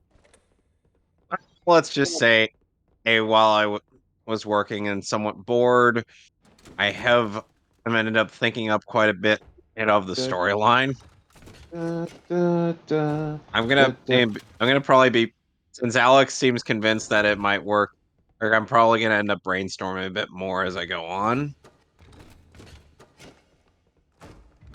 Shit. We don't sell that. There we go. I got a friendly hate debate topic.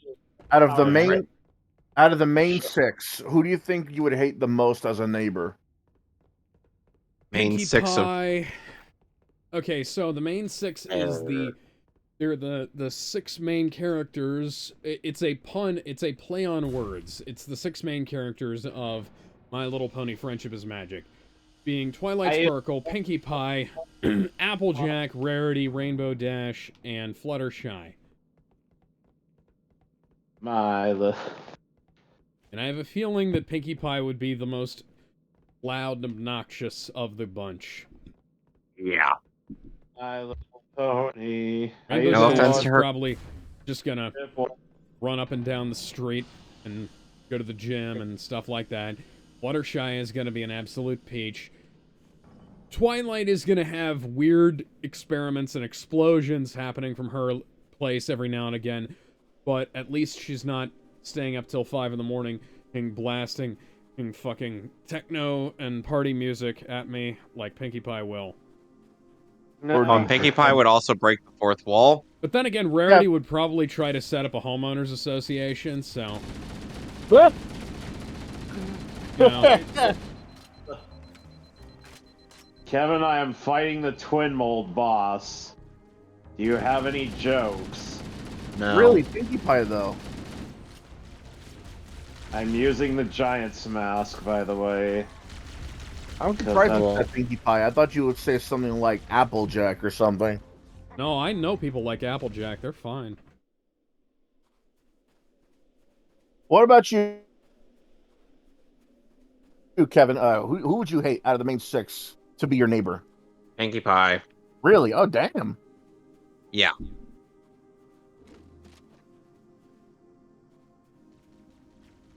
Although you're probably not as familiar with them as we are. I watched the entire series up until the very end. I thought people would actually like Pinkie Pie. Oh no, here's the thing. Well, okay, bad choice of words. I would think that people would love to have someone like Pinkie Pie as their neighbor. Guys, somebody posted on Twitter the entire Dragon Ball Super Tournament of Power from beginning to end. Okay, that's nothing new. I'm just like, why would you? How do you even post a 2-hour-long video? They played for Zitter Blue. Magic. Do you believe in magic? We're asking you a question, bitch. Do you believe in What kind of magic? magic When or does not? the Yes or no? Tell me when the magic begins. If there isn't any magic, I'm just gonna be sad, like Samurai Jack in that one episode. Hey, Mason, what about you? Would you hate any pony as your? Would you hate? No pun intended. Would you hate any pony as your neighbor, or is there one that sticks out in your mind?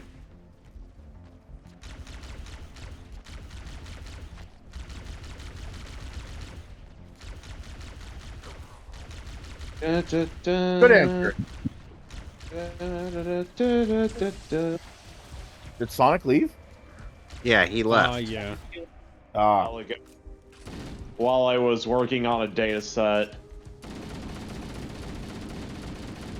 I upgraded Hades' data set.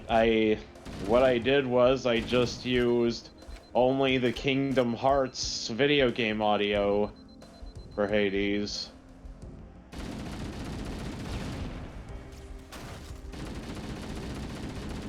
Quality over quantity when it comes to RVC.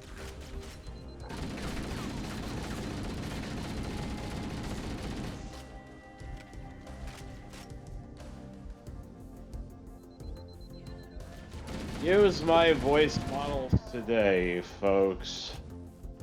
Or don't. I don't know. Okay. Here's something that's a little more interesting. How about what about one of the main princesses of MLP? Would you hate as a neighbor? Don't know any of them. Can't give an answer. Celestial, Luna, Cadence, and Twilight. There's 4 seasons of My Little Pony, so I can't really give an answer either. Celestial, Luna, Cadence, and Twilight. I don't know anything about them, so I can't answer. Okay, how about? I think I'd most like to have Twilight, right, or Luna. I'm guessing you don't want. I'm guessing you wouldn't want Cadence to come over and always gush about her little baby. Yeah. Also, Luna seems like she's a lot of fun. Because she has that she gets like kind of playful with the Nightmare Moon personality. And so I think that would lead to some pretty cool shit. There is also that fandom persona that Luna has of being a gamer. I didn't know that. Yeah, apparently there's a thing. Funny, oddly enough, it originated from the Ask Molestia Tumblr Ask blog, where Celestia happens to be a sexual deviant, while Luna happens to be just a hardcore gamer to the point where she games with her hooves. Yeah. Yeah. Oh, so that's where the Molestia meme came from. You didn't know where it came from to begin with? I know. Do I want to know? That's the question. Well, it's not as dark as you think, but there is some drama behind it. It closed. The Tumblr for Ask Molestia closed, but it wasn't because they wanted to. It was mostly because someone reported on them. I think her name was Little Miss Pinkie Pie or something like that. But people hated her to begin with because not only did she report on a very popular Ask blog, but she also was a hypocrite because people found out that she made very risque My Little Pony fan art of them dressing up in lingerie and making out. Okay. So, yeah, that might have been the only piece of drama it had, but it was drama nonetheless.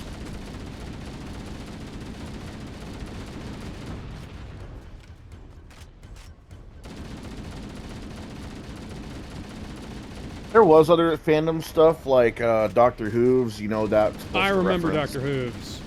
It's still a thing. Yeah, Dr. Hooves and Rose.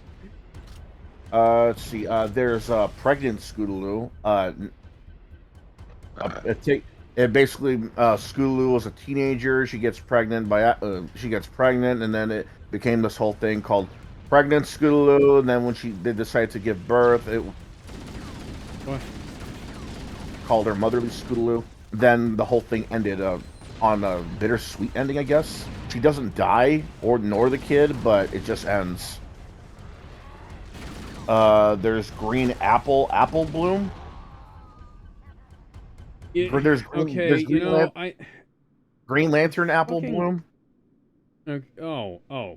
Green Lantern Apple Bloom. I thought you said Green Apple Bloom, and I was like, yeah, that was a slip of the tongue. I don't know where that came from, but yeah, Green Lantern Apple Bloom. I'm interested in that now. What the fuck? It's literally it's another Ask blog. The initials for GL are put on front of Apple Bloom, so you could literally just read it as Glapple Bloom if you wanted to. Like I said, it's an Ask blog. I think it's run its course. I really don't know if it's running anymore because just how long could you make an Ask blog of Apple Bloom being a part of the Green Lantern Corps? Yeah, that seems like a gimmick that would run short, not. Yeah. And this guy was this guy was also a wrestling fan and a DC Comics fan. Apparently, when Apple Bloom got the Green Lantern ring, it takes place the same time as Batman Begins does. Okay. Which is kind of odd, but I thought that was actually pretty charming.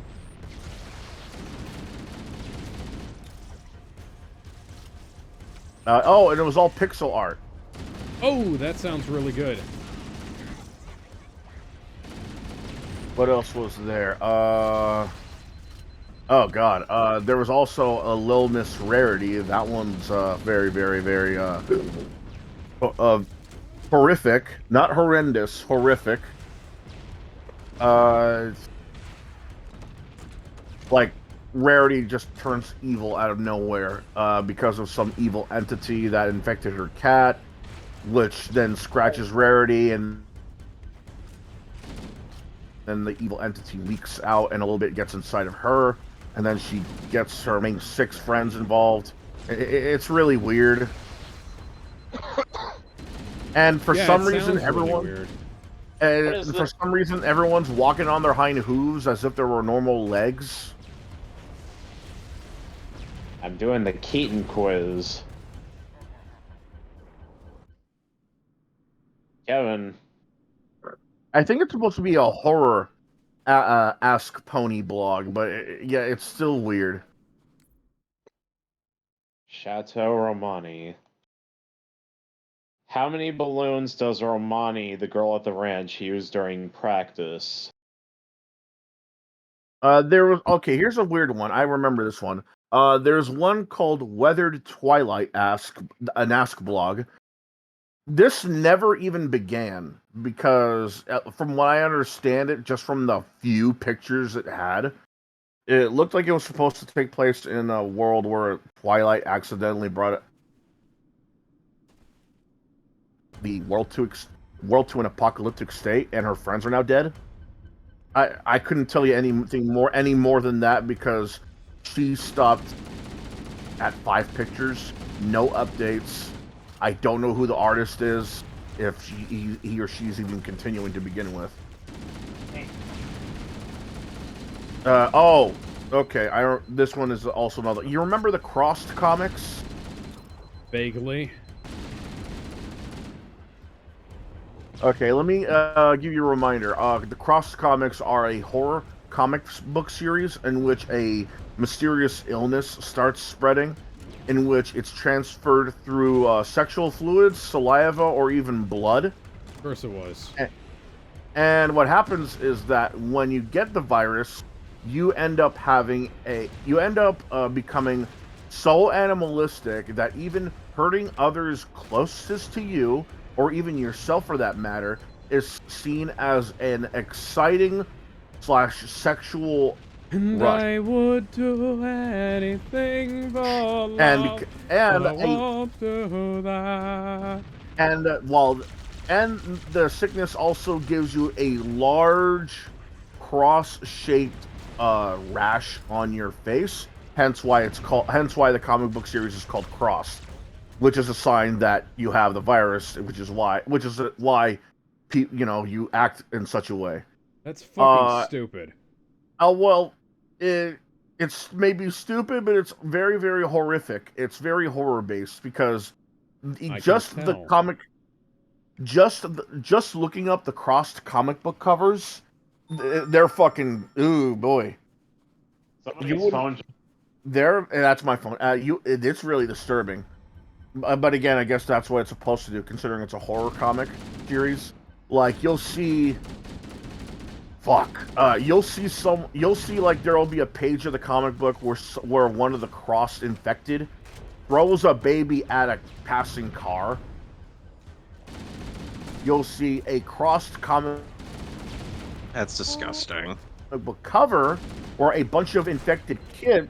There's a Crossed comic book cover where it shows infected kids, where they use a 2-man saw as a seesaw to cut a woman in half as she's held upside down. Okay, are you getting vibes of Cupcakes?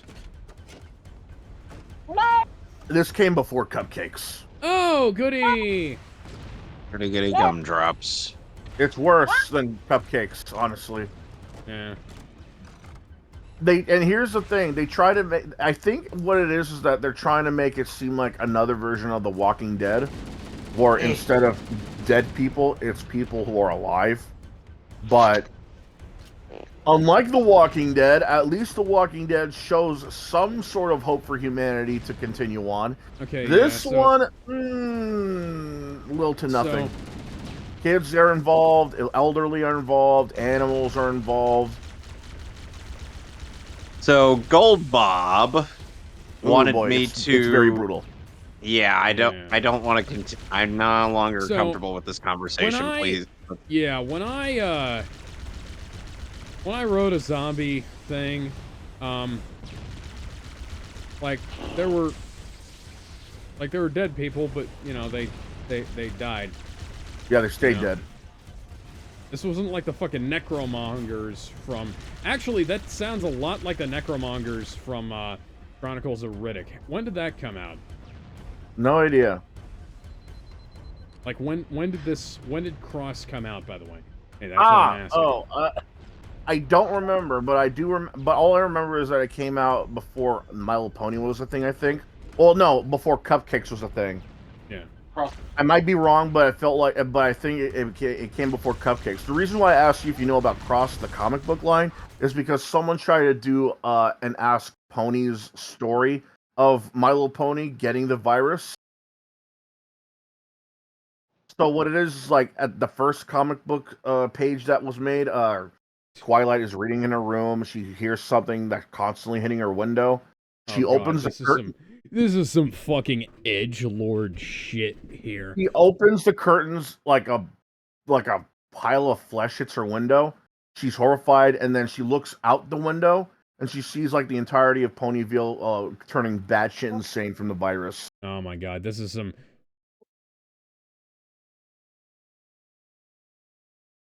Sorry. Hang on. And because this is the My Little Pony fandom, of course there had to be a reference to there have to be references. So you'll see Lyra getting her cutie mark bitten off. You'll see the Doctor literally run. You'll see Doctor Hooves running into his TARDIS. Let's move on, yeah, please. I was gonna say, let's move on, because this is not. This is I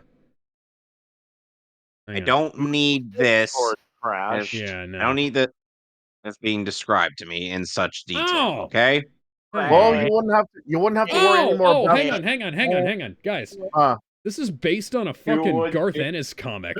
This is a crossover with a Garth Ennis comic that was in 2008. You might want to explain to them what that means. Okay, so Garth Ennis is the guy who did The Boys and Preacher. Yep. He is same artist. Somehow, some fucking how, it managed to get turned into a franchise featuring, you know, like an anthology comic, a bunch of web comics, spin-offs and things like that. And dear fucking god. So this is like an actual thing that was created by an actual I hesitate to use the word writer with regards to Garth Ennis in 2008 to 2010. So yeah, this is definitely after the Necromongers from Chronicles of Riddick. So yeah. That's all I want to know. Also, you don't have to worry about being told any more than that, because after that, like, what, 2 other pages were finished, but then there was supposed to be a 4th that never went anywhere except for like a sketch, and then there's like one last blog entry after showing some fan-made comic covers. The last one was 2019. Yeah, there were some comic book covers that were supposed to imitate other Cross comic book covers, but that was about it. I don't need to tell you in detail how horrific those are. Yeah. She explained, basically she's quitting because people keep on asking them, when's the next page? What? When's the next page? When's the next page? And because of that, she outright stopped, which I think is a pussy move.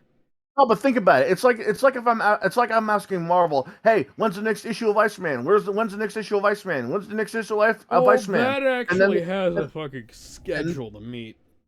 Right, but it's as if I were to ask them over and over, when's the next issue of Iceman, and then they say, okay, we're stopping because you guys keep on asking us, when's the next issue? You know, it's like, I just want to say, it's like when I saw the fucking cover that this person drew, my first thought was, this is the most edgelord shit I've ever seen. And then I saw, oh, it's inspired by a Garth Ennis comic. Of course it is. So I wrote a zombie story, or I've written part of a zombie story here, based on a better thing, Resident Evil, and The Last of Us. But you know, and The Last of Us has this is from like the Walking Dead school of having a massive hate on for the characters and wanting them to suffer as much as possible. And I like having characters get run through the ringer, but I kind As of do I, but I'm not them. I'm not like that. You know what happens during the prologue section of The Last of Us? Yeah. Gizmo, you know what happens in the prologue? Last of Us 1 or 2? The Last of Us 1. Yes, I do. Yeah. Mason, you know what happens in the prologue? Huh? Sarah dies. Yeah, yeah, I familiar sort with of subverted that in my little crossover thing, mostly just because, one, I thought it was kind of a shitty thing to have, and not exactly a great inciting conflict for the story, and two, because Chris Redfield is literally that good of a sniper. Let's see.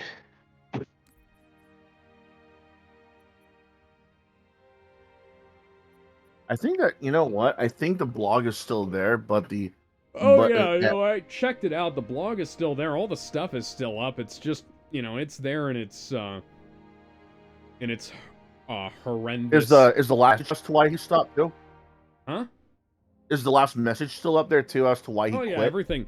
everything's still up there. Yeah. And was I accurate when I say he stopped because people keep on asking him, because that's genuinely what happened? I think so. Yeah.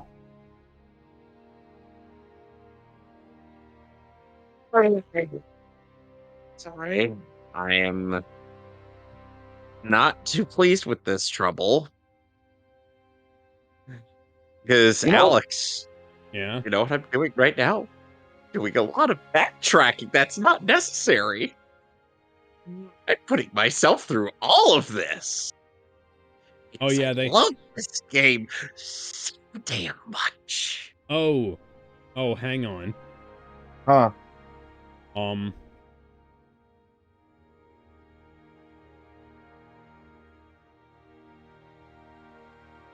This was I'm sorry, I'm looking at this real quick.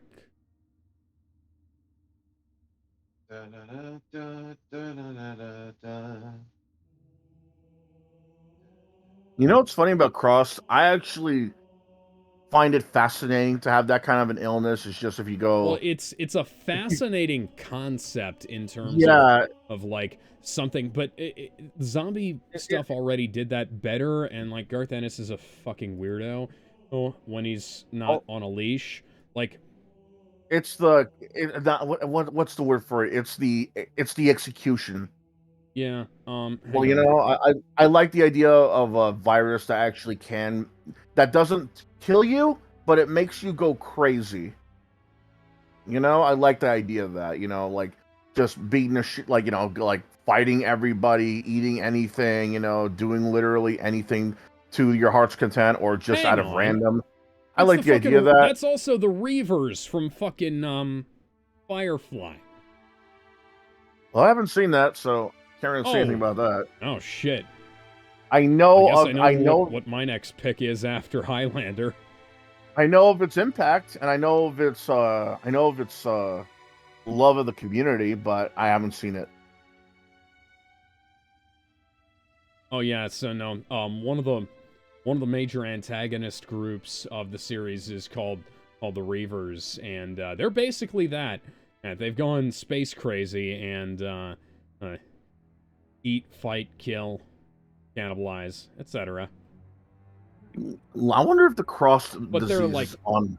They're like background things, you know. No, they're not the main. I wonder if the cross thing. disease is on the. Let's see. And we Oh, okay. And they get like beaten the fuck out during I was checking Serenity. I was checking out the cross disease was added to the electric to the magnetic ferret database. No, it has not. Well, whatever. I think Anyways, it'd be interesting. let's see. I'm gonna go ahead and call it for the night, because it's running late for me, and I'm... As soon as I'm done with this trouble, I'll looping. be calling it. So... Ooh, Honestly, that gives me a guys. that gives me a tier list idea. Fictional diseases. Oh, fictional viruses. Fictional diseases might be better, or because... I know the stream's not over yet, but I'm gonna go ahead and head out anyway for the night. All right. See yous. You're See fine, ya. man. Have a good night. Unfortunately, I gotta go back to Far Outpost and wake up the fucking in general again, because of course I do. No, but for real, I think because of our conversation about cross, I think it'd be interesting to talk about fictional diseases and viruses as a tier list. You know, like how would it compare to, let's say, the umbrella virus or something like The that? T-virus, etc. Yeah, stuff like that. The cutie pox. No, I'm kidding. Fictional diseases / viruses. There you go.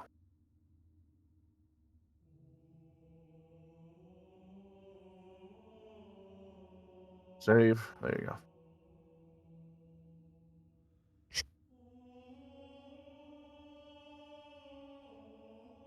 I wonder what's the thing that causes people to like wanna try and corrupt something that's like cute and innocent, like My Little Pony and Sonic the Hedgehog, like because it's always something like that, and they're always getting either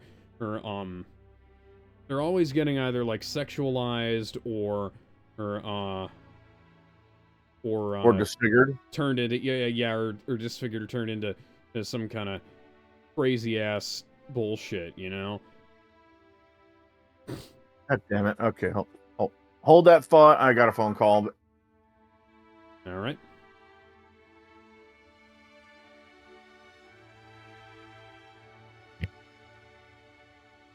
Hello.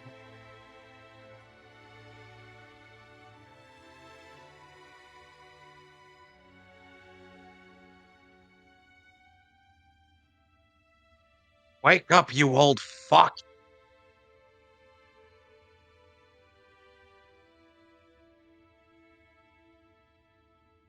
I have this package for you from Gold Bob. All you had to do was stay fucking still. But you didn't want to. You just had to go traveling again. I was half tempted to just let you stay as... Oh yeah, the Saints Row reboot was free on the Epic Games Store.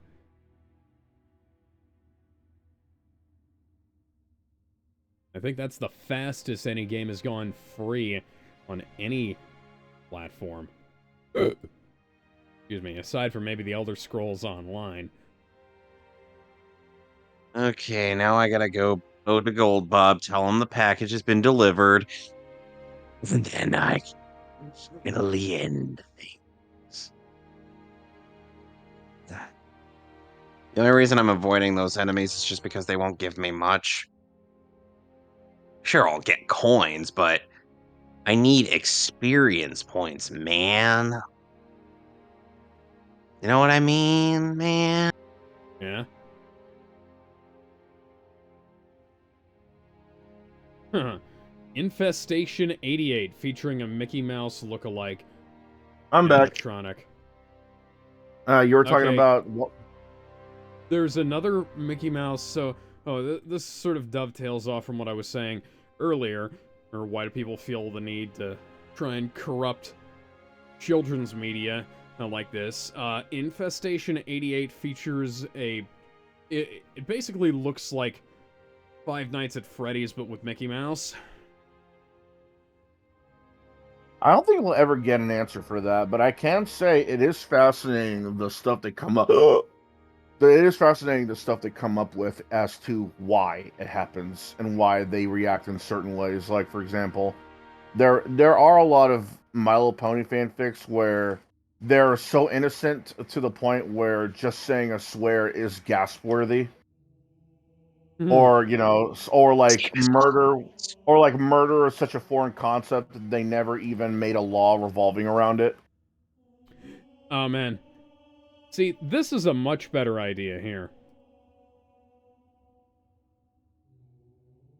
I'm just going to post this in the broadcast chat.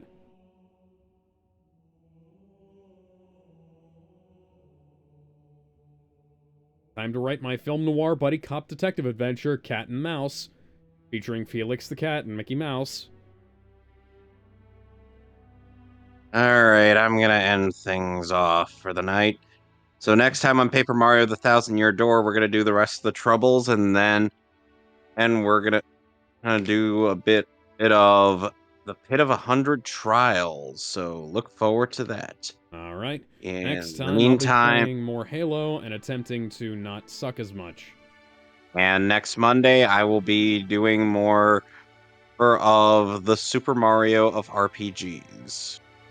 Mario. So, Mario. see you then. Yahoo! Bye. Mario. Bye-bye. Bye, everybody. There's my mouse cursor.